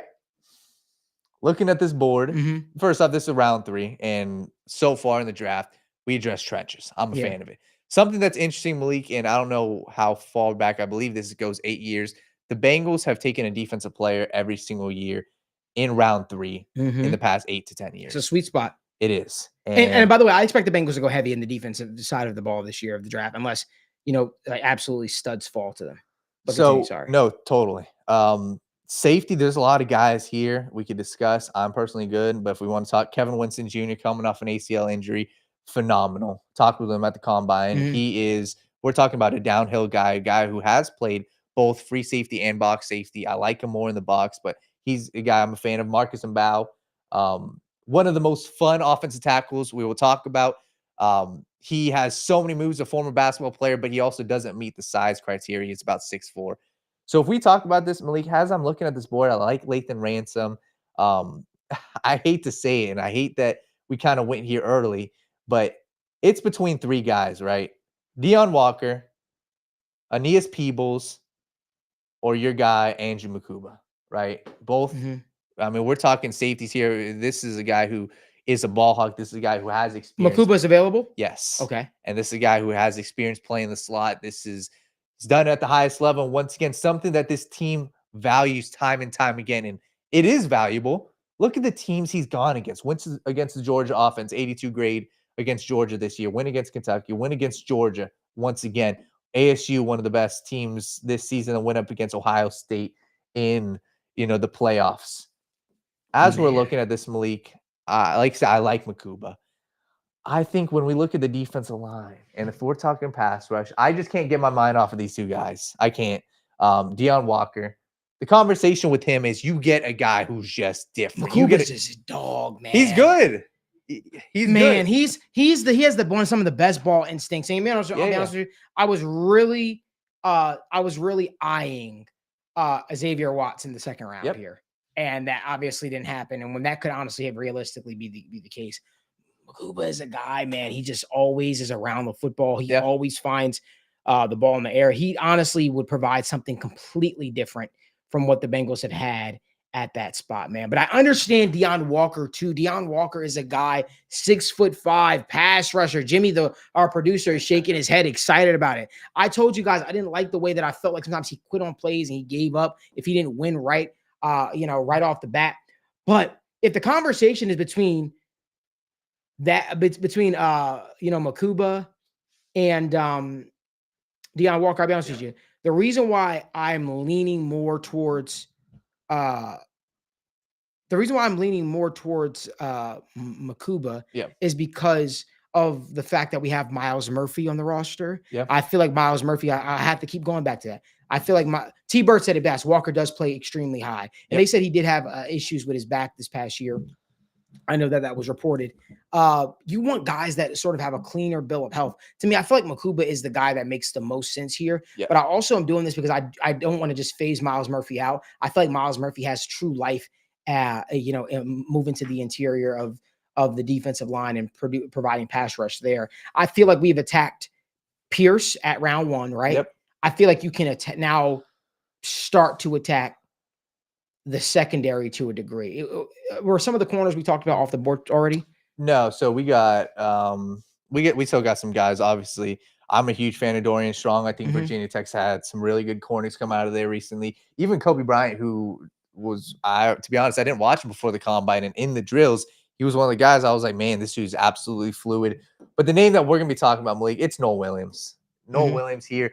Not this is too early. This is too early. No, for sure. But I think that he's gonna be gone by the time the Bengals next pick. And we'll see. It depends on how the cornerbacks kind of shake out. But there's another guy we'll discuss in a little bit. But O'Donnell Fortune, if you guys watch his film, he's had monster games. And we'll discuss him in a little bit. But this is a dude, ball hawk. It's got the size to do it. So at this point, Malik, I think this is too early for sure to go corners because I think the depth of these guys, Quincy Riley, O'Donnell Fortune, Noel Williams, I think I'm good off of them in round 3 because I do value these other guys. I'm going to go back to, what were you saying? I wanted to put the vote up for people. Yes. Robert Longer Beam from Rutgers is a guy that I really, really like as well, by the way, but that's in a whole nother discussion for another day. I would put up for the names Makuba. I'd put up Deion Walker. Yeah. Makuba, Deion Walker. And maybe, might be it. Like, there's some good linebackers here. I just don't know if the Bengals will do it. We look at pass rushers. I doubt they go with one of these pass rushers. Savion Williams is a fun wide receiver. Wyatt Millam is if I'm not mistaken, I saw Isaiah Bond sitting up there too. No, I think he got taken. Really? I think so. Let me see. And Isaiah Bond is, oh, wow. They dropped him. Isaiah Bond is fun. He's fun. Isaiah Bond is fun when you look at. But Ryan Sparks and me, we went head to head last year in the draft over Jermaine Burton. And by the way, let me just say this. Everybody should be rooting for Jermaine Burton to get it together. I don't think anybody should be running circles or running laps and victory laps for how things have played out. I really hope the young man gets all the help that he needs. But he's very adamant that we should not be considering Deion Walker here because of the back injuries and stuff like that. So, I don't know. I'm all in on Makuba. That's me personally. Yeah, I'm all in. But I said I would let people pick. So for sure. And like I said, if you guys want to discuss wide receivers, Isaiah Bond is here. Sure, I'm not a fan of taking Taz Johnson here too early. Jalen Royals is another guy I'm a huge fan of. 5'11", 6 foot, compact build, and this is a guy who was extremely productive this year before he got hurt. He fits the mold of what the Bengals want to do as the backup behind Jamar Chase, but this is too early when you consider guys that you could get, as impact guys right away. I'm curious to see what everybody's saying. Malik, at this point, there's a real conversation for me. I think Makuba definitely is one of the best players on the board. I would entertain a trade up as well to get one of these interior pass rushers. Not at this point. I would let it fall a little bit because the Bengals pick at 118. That's in 38 picks. So we'll see what everybody's saying. I think Makuba makes a lot of sense here. Yeah. Let's. I think a lot of people were saying, hey, he'll be a steal. Let's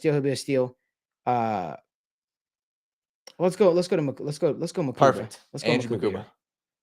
Big fan. Did we do the poll, Jimmy? Oh. What were the results? It was Makuba won. Perfect. I didn't see it pop up.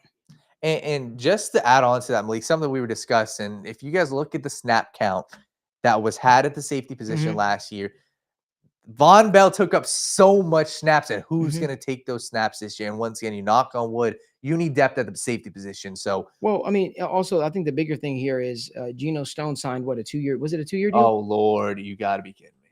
What's that? No, Deion Walker got picked, but it's fine. I was gonna make a trade him. It's all good. You think about it. I think, but you guys can fact check me on that. Was Geno Stone's contract a 3 or 2-year deal? It was I think it was a 2-year deal, and it might have been 3. It really might have been 3, but I could have sworn it was a 2-year deal, or maybe it was a 3-year deal with an option, an opt out. If you're the Bengals, it was a 2-year deal. It was a 2-year deal. Okay, so I am right. It was a 2-year deal. For me, I just feel like this. You don't have to enter the waters of, okay, what do we do after this upcoming year with Stone? We now have our homegrown safety of the future, and I think it makes a lot of sense. I think Makuba is a guy that you feel very, very good about, and I think that he's going to wind up being a very good player for you. Man. So when we look at the guys, and I agree with you, I think Makuba, especially in round 3, this is a guy he's gonna. Woo! Sorry. No, yeah, this is a guy who's gonna Jack play. Kaiser? Yeah. Jack Kaiser. Yeah. Jack Kaiser in the 4th round. You get this is a guy that Al Golden absolutely loved. Yeah. He's an older guy, but he is a guy. If you want to talk about him, even Barrett Carter sitting here, man. Yeah. There are some choices, man. Mm-hmm. There are some choices here. Willie Lampkin is a guy that I like too from North Carolina. Man, yeah. I like Gunnar Helms, tight end. Yep. Man, I'm gonna sit this one out. Man, well, I'm like a kid in a candy store right now. I want to get your thoughts on, and I want to get the people's thoughts. I'm going to shut the hell up. No, because if you ask me, if you give me the choice right now, I know who I'm running to. Man, yeah, I think immediate thoughts, and this is something good to know. Like I said, I'm sold on a Walker or an Peebles, and they're going to be gone by pick 100. So hindsight, I got to trade up, right? Because when I look at the rest of these guys now, if we're talking interior defensive line, I'm good. Like JJ, you're trading back? No, I would trade up. I'm saying, okay. Like at this point, when I look at these guys who were selected, Deion Walker and Peebles, I would trade up. At this point, I'm good off of these interior defensive linemen, right? JJ's fun, but there's better value on the board. Obviously, Riley Mills is still here, but he's not a pure pass rusher. He's more of an all-around guy. We're looking at it. Best player available. I like Gunnar Helm. And he's one of the guys you have to consider, right? Obviously, you look at the Bengals tight end room. There's a lot of guys there. I'm very confident Gunnar Helm's going to be a very, very good pro. When you look at what he's done before, he hasn't done a whole lot before this past year, but Quinn Ewers and him found a connection, and he's got the size to do it, right? 6'5", so he's one of the guys I'm definitely eyeing at this point. The rest of these guys, like I said, I'm a huge fan of Noah Williams. Willie Lampkin, I'm a huge fan of. The only concern is, wait, the dude is 5'11", and it's something that the Bengals just don't do. But I will say, anybody, go turn on the tape. This is one of the meanest guys on the field, but he is a great personality. And simply look at him at the Senior Bowl. I know they're one-on-one reps, but Senior Bowl reps are not in favor of the offensive lineman. They're in favor of everybody else. And he dominated guys like Deion Walker. So he's fun. I just don't know if the Bengals can we go back? I know I was going to shut the hell up here, but Can we just look at Barrett Carter? Yeah, I'm a fan. I'm in Barrett, yeah. I'm a fan. Can we just look at him, man? Yeah. I'm a fan of him. I think he's an all-around guy. My concern with him at this point, Malik, is I do value what Jack Kaiser brings to the table as more of a calling our shot, wearing the green dot, an all-around, But you have that with Logan Wilson who can do that. For sure. I just also I like Barrett Carter. I think he's good, and he's played all around. So there's just some other guys I also like. But once again, this is a dude, he's done it for 3 years, and this is something that the Bengals have value. Go look at Malik, every other linebacker that the Bengals have taken, Akeem Davis-Gaither, Jermaine Pratt. You can go back, even a couple years. They value guys who come from a big school, as well as they want experienced guys. They want guys who have done it multiple years. And you look at Barrett Carter, he's been a starter for at least the past 3 seasons, seeing at least 600 snaps a season. That's something that's extremely valuable. And he's played some of the best teams in the nation, such as Georgia, as well as some of these other teams. So I like Barrett Carter. I do. I'm not the biggest fan of him, but I like him here. I'm a big fan of Barrett Carter, man. But I'm not. I told you I will not step in. I think we should. I think that, Jimmy, how many people can you add enough to a poll here? Let's do Barrett Carter as one of the people on the poll. Let's do Lampkin. Let's do Gunnar Helm, if we can. And let's do Daniel. You pick the other person. I would pick, if I'm looking here, Oh, Jack Kaiser. Jack Kaiser. Yeah. Somebody said, wow, Barrett Carter. Wait, these are the votes already came in? Barrett Carter only got 21% of the votes. Gunnar Helm Already? got 25%, and Jack Kaiser got 46% of the votes. We have to have a conversation about this for a second. Yeah, Jimmy, if you can, how many other names can you put up? Is that it? If that's it, put up one more name for me, please. Wait, what? How did Jack Kaiser get more votes than get Barrett Carter? It's got to be because of the Al Golden connection. Yep. It's got to be. Can you put up Damian Martinez for me, please? Thank you. We'll talk about him in a second. Yeah, Barrett Carter, and I think that it's definitely Al Golden connection, Malik, and I think that it's something where the Bengals could, if they're in this spot, seeing Kaiser versus Barrett Carter. But like you said, I think that this is a dude who was extremely productive, and when you watch him, just go turn on the tape. He's a guy, he flashes, and when you look at the linebacker position, you said it best, Malik. He doesn't have to play the green dot, and he's a guy who I think would be suited best being able to move all around. He's a guy we've even seen at times play on the edge, right?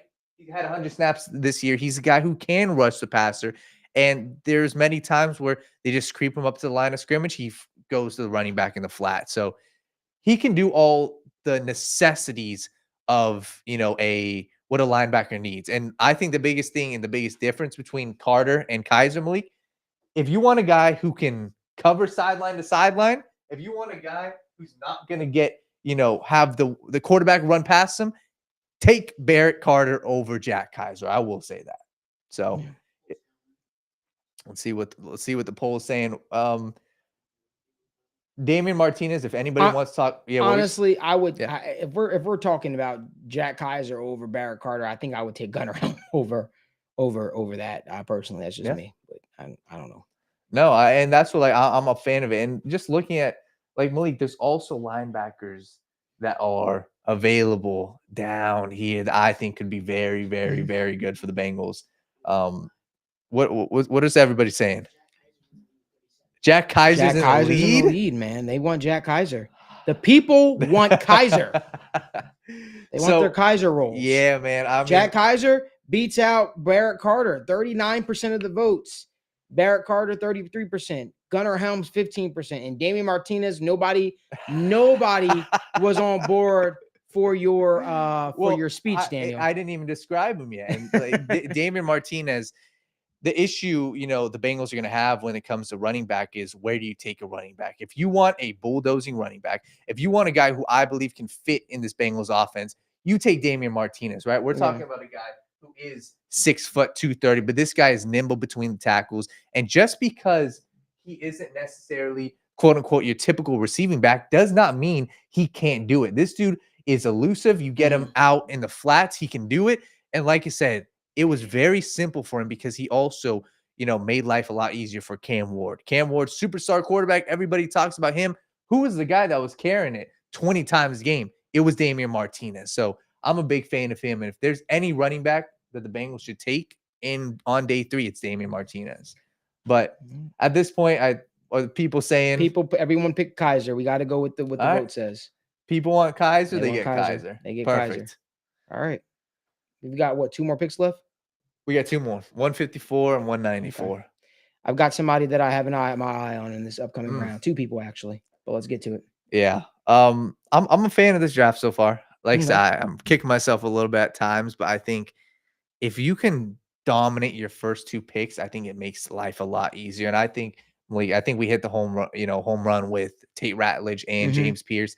And realistically, those are 2 names that we're not just throwing out of our asses, right? Those are 2 names that fit typically what the Bengals would want, especially Tate Ratledge as well as James Pierce. So I feel good about this draft. Barrett Carter went to the Lions, by the way, too. We're looking at it right now. Barrett Carter went to the. All right. Oh man, yeah, there's 2 names. Oh man. Okay. What we got? Yeah, so we got. Let me just list some of these names off, right? Everybody can kind of see here, but Quinn, you were still there, obviously. Wow.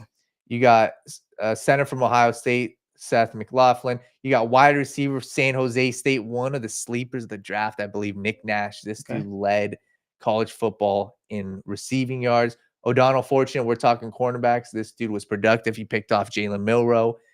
Kyle Monungai, running back, we got him here. You got some other guys who are here. Can I ask you a question? Yeah. In terms of we were looking at it before. Cornerback, who is still available? You got Quincy Riley. Quincy Riley and O'Donnell Fortune are kind of the two top names. Your guy left? Your guy's gone? Oh, yeah, Noel's gone, man. I think Noel went. Okay. Yeah, Noel got picked a little. Here's a what about center? Who we got? Center, you got I believe your boy. Because if Jonah Monheim is here, man. He is. Listen, man, that's Jonah's a conversation that needs to be had to a degree. But I also want to go to tackle for a second. Yeah. And hear me out, man. Robert Longerbeam is here from Rutgers. I don't see him, but I see obviously Holland Pierce. You see Holland? I see Holland here, man. All right, let's go to Holland Pierce for a second. Yeah. Listen, Holland Pierce is a mammoth of a guy. Mm-hmm. Okay. He is a guy that was the starting left tackle for Rutgers this past year. He is willing to play inside. He can play inside. He is the same mold of the Bengals tackles, of Amarius Mims, of Orlando Brown, 6'8", 340 plus pounds. I feel like Holland Pierce is the ideal fit here. He's a guy that I believe is just absolutely violent with his hands. I did a breakdown on him. Absolutely violent with his hands. Has the ability to be a bone crusher running downhill. If he were to move inside, he'd like to play left guard. Guess who has a hole at left guard? The Bengals.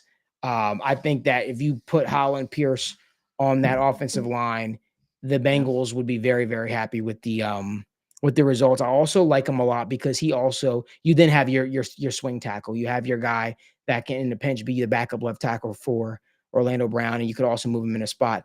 I think that's the part that I'm struggling with right now, Slim and Sam.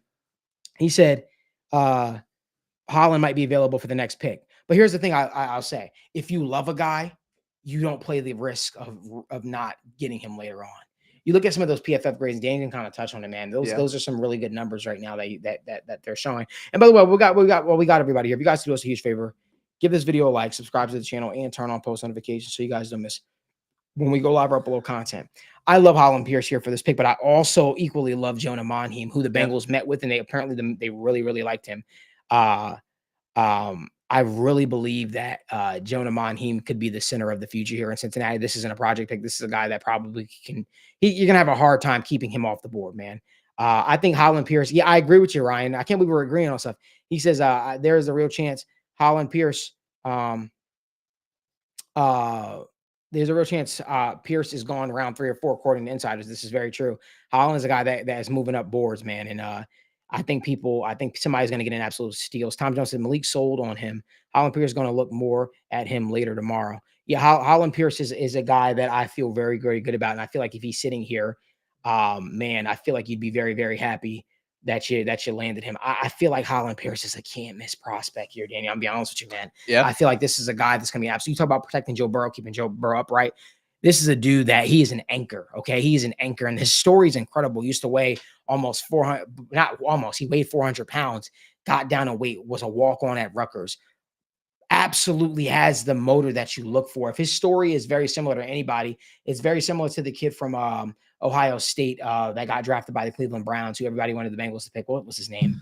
I'm drawing a blank on it. Right DeJuan now. Jones. DeJuan Jones. Yeah, DeJuan Jones. But, this is a guy then Holland Pierce who loves football. He loves football through and through and through. When people said he couldn't, he kept fighting. He made sure that he got himself into playing shape. He became one of Rutgers' more accomplished offensive linemen as well, too. And, man, I love Holland Pierce, man. Yeah. I think that he would be a home run get. For sure. I'm a huge fan of it. And honestly, I don't got too much qualms. The only qualm I would make is if we want to take a guy, like you said, Nick Nash is the only other guy I'd be considering here. I do like Jonah Monheim. I like Seth McLaughlin as well. I would make the case here for Nick Nash. And I'm with you, though. If you like Holland Pierce, I think for sure you trade up.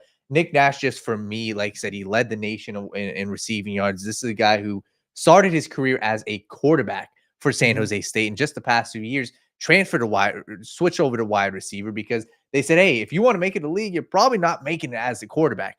And 6'3", smooth route runner. The biggest knock on him is this dude's not twitchy. Well, at the end of the day, respectfully, You don't have to be twitchy if you're a damn good wide receiver. He's got arguably top 3 hands in the draft. He's one of the smoothest, and he's not really super polished because he just started playing wide receiver 2 years ago. But if we talk about a guy who can sit down in the zones, and a very easy comp for him is a Cooper Kupp type wide receiver, right? The bigger slot guys, even something Malik I found as a good comp is Tyler Boyd, right? Tyler Boyd made spectacular catches at Pitt. This is a dude who showed he could play outside, but he's a bigger slot, one of the, least dropped wide catches in the entire nation. And Nick Nash would be the only guy. But to be honest, I'm with you on Holland Pierce. I just think that Nick Nash is going to struggle to find playing time in Cincinnati. That's fair. And That's fair. I think he's talented.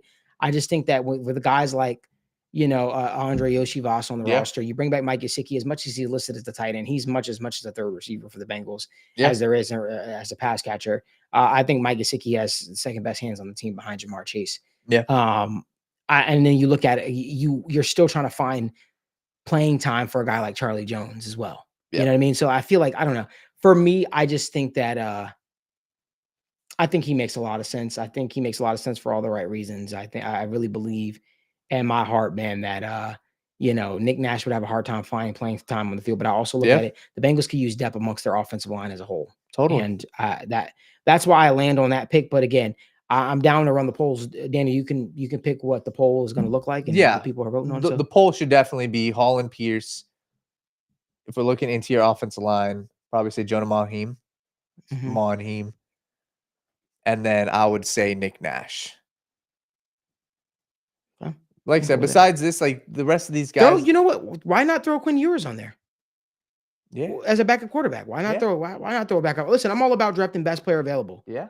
At some point you got to look at some of the best players available. I understand. Ooh. What's that? Yeah. No, I like Kyle McCord here too. Oh. I think both of them kind of have the same flaws. I think the issue with Kyle McCord is he did have a downgrade, but he's a guy. If you want to look for an easy comp, I think it kind of is like a Brock Purdy, the type of year he had this year.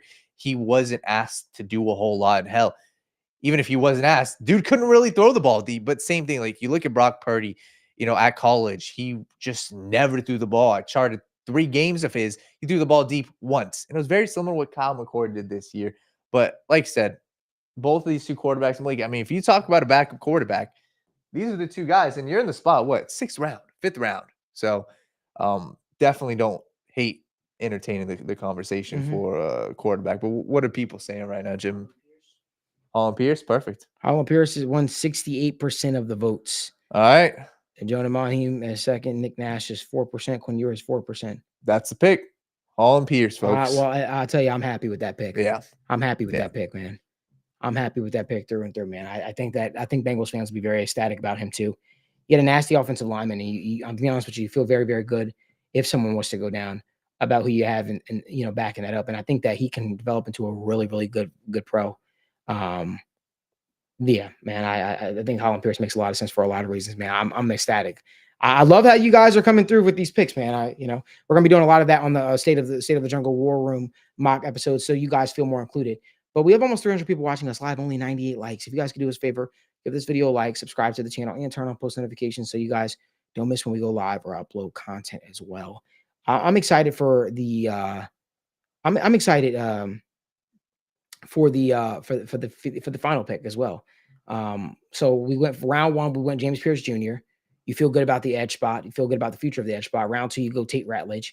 You get a guy, man, that can immediately slot in next to Amarius Mims. And, that's pending. If you imagine if you have Tevin Jenkins sitting there at left guard, you feel very, very good about it. You get Andrew Makuba, a free safety of the future. Ball instincts cannot be matched. And then you get Jack Kaiser. That's more of a Al Golden pick. He's a guy that is a senior linebacker. You know exactly what he brings to the table. You know what you're getting with him. So you feel very, very good about it. I'm waiting for the mock draft to update, so we have all the picks up there. But yeah, it's up. No, I'm talking about up here. Now it is. And now we have Holland Pierce round 5, man. That's where you feel very, very good about him. From the interior spot of the offensive line, but also on the playing tackle as a swing tackle, even potentially for the Bengals. You feel very, very good. He fits the same mold of the guys that you currently have slated in the starting spot, so you know who he's learning from.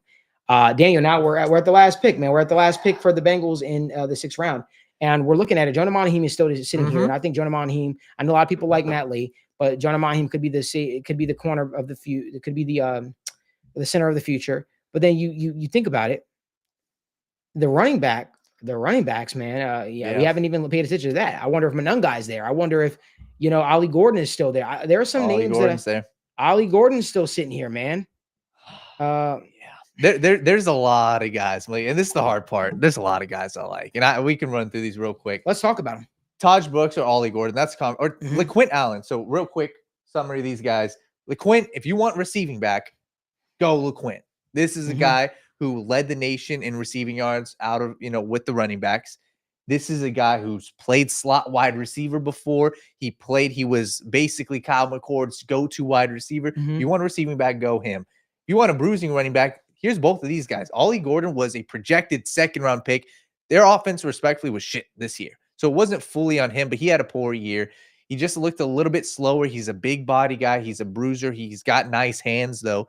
So you're banking on him returning to form. I mean, when you look at his stats, too, the year before, the dude rushed for 1,700 yards. So he's got it, and he's still pretty young. I believe he's only 22. He's 21 years old, so you're banking on a guy who's pretty young.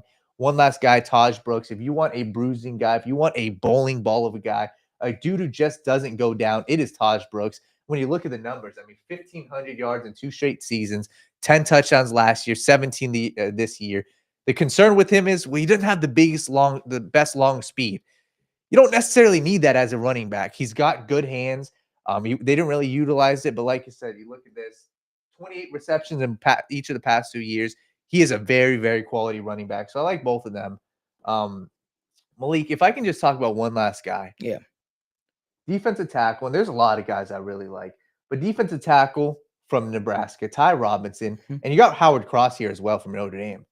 These are 2 guys I would be totally entertaining. If we talk about Ty Robinson, he's a guy, the Bengals are going to love him, right? And the reason why I say that is comes from a Big Ten school. He's got the experience. Dude's played 5 years at college, and he has played everywhere on the defensive line. We're talking, he's played the nose tackle position. His typical position is, playing the B gap, but he's a guy, he's lined up outside. And if you want size, Malik, 6'5", 280 pounds, he can play defensive tackle. He's got the pass rushing chops. This dude, when you look at defensive tackles at the NFL Combine, he benched, 28 reps. That was 3rd highest. He ran fast as hell. This is an absolute athletic freak, and we talk about getting something different in the defensive line room. I really think this is a guy who has experience, and I'm just confident this dude will be a solid pro at the NFL level. But we're talking defensive line. I like him. Howard Cross has got some serious pass rushing chops. Obviously, the Al Golden connection. Not the biggest guy, 6'1", 280 pounds, but he's a veteran. He's played a lot the past 3 years. So those are kind of the guys I like. Mahim, I like Ty Robinson. Can I ask you a question, Daniel? Yeah. If you, I know what I just said. No. I just want to see if a guy is available. Yeah. And I see what my friend Nichelle Jones is saying in the comments. And she said, we need a return to challenge Charlie Jones. Someone also brought up wide receiver. Is LeJohntay Wester still available? He is. Man. Yeah. He's fun. He's fun.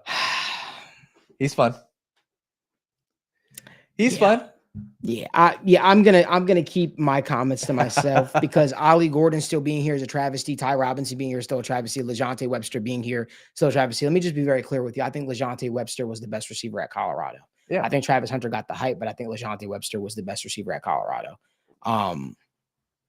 Yeah, I don't know, man. This is I'm gonna put it in the hands of y'all. Like I said, I'm gonna sit this one out. Let's do a poll. I would also say, so LeJohntay Webster, one quick thing. If you guys haven't watched him, think about a basketball player on the football field. If you want flash as a wide receiver, he's small, right? He's 5'11", but he's 160, 170. But if you want flash, if you want a guy who's going to break the ankles of a slot corner, this is the guy for you. So I like the look of it. And we're talking round 7. Somebody said Jimmy Horn Jr., man. I like Jimmy Horn Jr. too. I think the difference between those two, I just personally like Wester, and I believe Wester was far more productive than Jimmy Horn too. But Jimmy Horn is also 5'10", 170. He's got more muscle on him versus Wester's little bit of a skinnier guy. There's one last guy too, Caden Prather. If you want to talk about a guy who, obviously this is round 7, but a guy who plays identical to T. Higgins, it is Caden Prather. If you watch the way he plays, the routes he runs, and just the way he's able to excel over the middle of the field, he's got excellent hands. He scored a touchdown on Will Johnson last year. This is a productive player, and he's a guy, he's got size, 6'3", 210 pounds, long arms, played basketball, big body, ex-wide receiver. So he's another guy who's going to be in the conversation. Can I be real with you, man? Yeah. If this was a year ago and we're drafting, yeah, and Ollie Gordon is sitting here at this spot, we're sprinting to the podium. Yes, last year for sure. Do you think Ollie Gordon is close to the guy we saw last year versus the guy we saw this year? I think if he's on the Bengals, he looks closer to the guy we saw the year before. I think the Bengals offense makes life super easy for any running back moving forward. Yeah. Assuming they get, obviously, the interior offensive line. That's the biggest concern, to be honest. If the interior offensive line isn't fully fixed, that's where he's going to struggle. He's going to be the guy you bring in to dominate between the tackles. That's what type of guy you're getting. You're getting a guy who's got the long speed as well. So he's strong, and I love Ollie Gordon personally. Yeah. I do, but I think we should have a huge vote on this. We always tend to get to the 7th pick and we have the biggest debates about it. As if like, the free agent, the draft free agent priority isn't a thing. How about this, guys? How about we put, well, yeah, you make the call what we should put there for the people. Yeah, I would put Ollie Gordon up there. Mm-hmm. I would put LeJounte Wester there if we're talking wide receivers. And I would put Jonah Monheim. And honestly, I really want Ty Robinson. I think Ty Robinson is going to be an absolute stud at the next level. And something else that's extremely important, they're not showing it on the stats, but I want a defensive lineman who bats balls down. He led the nation, I believe, 2 years ago in batted balls. So that's the conversation. These are the guys. And respectfully, you can also, I would be looking at these guys as undrafted free agents as well. So let's see what the people say. Ollie Gordon, 57% of the votes. All right. Oh, man. Ty Robinson is 23%. John Monheim, 9%. And LeJounte Wester gets 9%. All right. Ollie Gordon. Ollie Gordon is the pick.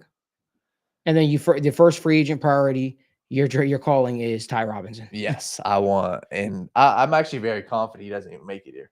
I think he's a fifth round pick. Yeah. And I think actually after what he kind of did at the scouting combine, but man, first draft of the year. First draft of the year is in the books, man. So I didn't mean to leave you alone on that clap there, but man, I think you feel good about this draft, right? I mean, I obviously you cannot mix and match type of players. Is there any pick we made, guys, that you're looking at and you like we absolutely hated? Like, is there any pick out there that like it when if the Bengals walk away with this draft, what were your thoughts? What would your thoughts be? Let me know in the comment section. And while you're all here, we have over almost 300 people watching live, only 110 likes. If you guys could do us a favor, give this video a like, subscribe to the channel, and turn on post notifications so you guys don't miss when we go live or upload content. But what was the one pick? Daniel, what are your thoughts on this draft? Yeah, I'm a fan of it. Like I said, I think there's some picks that we could have, and like I said, the only issue is there's areas where I would have traded up for certain guys. You can't be mad about the first 2 picks, and that's kind of how I grade drafts right now is if you knock the first 2 picks out of the park, you're set and you're good. And I actually think the depth pieces we got were very, very, very good. They gave us an F for Tate Ratledge. F them. That doesn't matter. I don't care about what they say about 89 grade. He is a very good pick here at 49, right? And if we're talking interior offensive line, if you want to fit need with talent, it's Tate Ratledge. So all around, like I said, they gave us a C. I don't really care about this grade, right? Because when you look at the players you brought into this building, I think you got better. I'm actually most excited about Makuba here. And the reason why is I think he's got a potential, if they were to bring him onto the team, he's got potential to play a lot this season. And he's got potential to make a big impact. So I'm a fan of him. I think that the Holland Pierce is something you would see him get serious snaps this upcoming season, knock on wood, with injury, or the following season. So I'm a fan of that. And you really are banking on James Pierce Jr. hitting as a first round pick. That's what you're banking on. And this isn't the typical Bengals getting their 6'5", 280-pound edge. You're kind of changing your ways here. You're getting a guy who's 245. You're getting a guy who's long arm. You're getting a guy who's a pass rushing specialist, but can also hold up in the run game. So I'm a fan of it, Malik. Like I said, I circled, these are kind of my 3 favorite picks here. And I think all 3 of these guys, specifically these 2 guys, I think they develop into stars. And I think Tate Ratledge would be a very, very good pro. So all around, I don't care about the grade they gave us. I think you got a lot better on your team. And I think, like I said, these 2 guys really help your defense out this year and get younger, faster, and better. That's the theme for me when I look at defense. I think you accomplish that here. So, I think you walk away feeling very encouraged with this draft. At least I do. What are people saying? What's everybody's favorite? Everyone was loving the draft. People didn't love Kaiser, but the people picked Kaiser. Yeah. But Somebody said tripping with Ratledge. I don't know if that was with. Oh, they're saying because they gave him an F. Oh yeah. That's insane. That's a great pick. Yeah. But man, I love this draft. I love this draft a lot, man. Malik, and something else. There's going to be a lot of our drafts that I'm excited about that are going to look fun, that are kind of what we would do. And this is what we would do. This is realistic. I truly believe so. And I think the number one thing, these two all played at big schools. And this is a realistic draft. And I think this is what you'd hope. James Pierce Jr., I think, is the ideal selection at round 1. And after that, we played around with it. I'm a fan of this draft. I am. So, man, I think this, somebody said, how would you rank this draft overall compared to the last 5 years? How would you rank the amount of potential starters? I think that you have a lot of potential starters on your hand. I think you draft at least the first 4 guys with the anticipation that they start right away, or they could start right away. Andrew Makuba probably would play significant minutes, but somebody said round 2 should have went either Morrison or Rebel. I think those can be up for discussion. Obviously, Morrison has the hip injury. Rebel's coming off of an ACL tear, even though he had a clean bill of health. It's interesting. It's interesting. Listen, I like the draft personally. You're never going to get every single pick completely right. And obviously, we could all have our different ways of how to build a team. We won't really know until a year or 2 down the road. But I would love the Holland Pierce pick. Holland Pierce was one of my favorite picks of this draft, outside of James Pierce Jr. for obvious reasons. I just think it makes a lot of sense, and I think it completes you as a whole. But everybody, let's clap it up for Daniel. Another day on the telestrator, looking all good up there, man. This is fun. You did a good job, Daniel. You did a good job. We're gonna get a lot of use out of this. And once again, check out the YouTube channel. We're gonna have film breakdowns. We're gonna have a lot of fun stuff on our wonderful telestrator here. So I'm a fan of this. Guys, we've been live for 2 hours. We appreciate y'all so much for tuning in. We'll be back again live tomorrow for the final day of Free Agency Frenzy. Obviously, even if we say final day, it doesn't necessarily mean that it's going to be a final day, if that makes sense. Because as the news trickles in, we will be live. We will have you guys covered. We'll be talking everything through. We hope that you guys enjoy the rest of your night. We hope that you guys enjoyed our first mock draft of the year. We appreciate you so much. Remember, there's only one way you should be watching sports, having the conversation, having fun, especially on a Thursday night. And that is the right way. We will see you all tomorrow, unless there is news that is unexpected that comes down the pipeline. But we appreciate y'all. Have a great night. We'll see you tomorrow.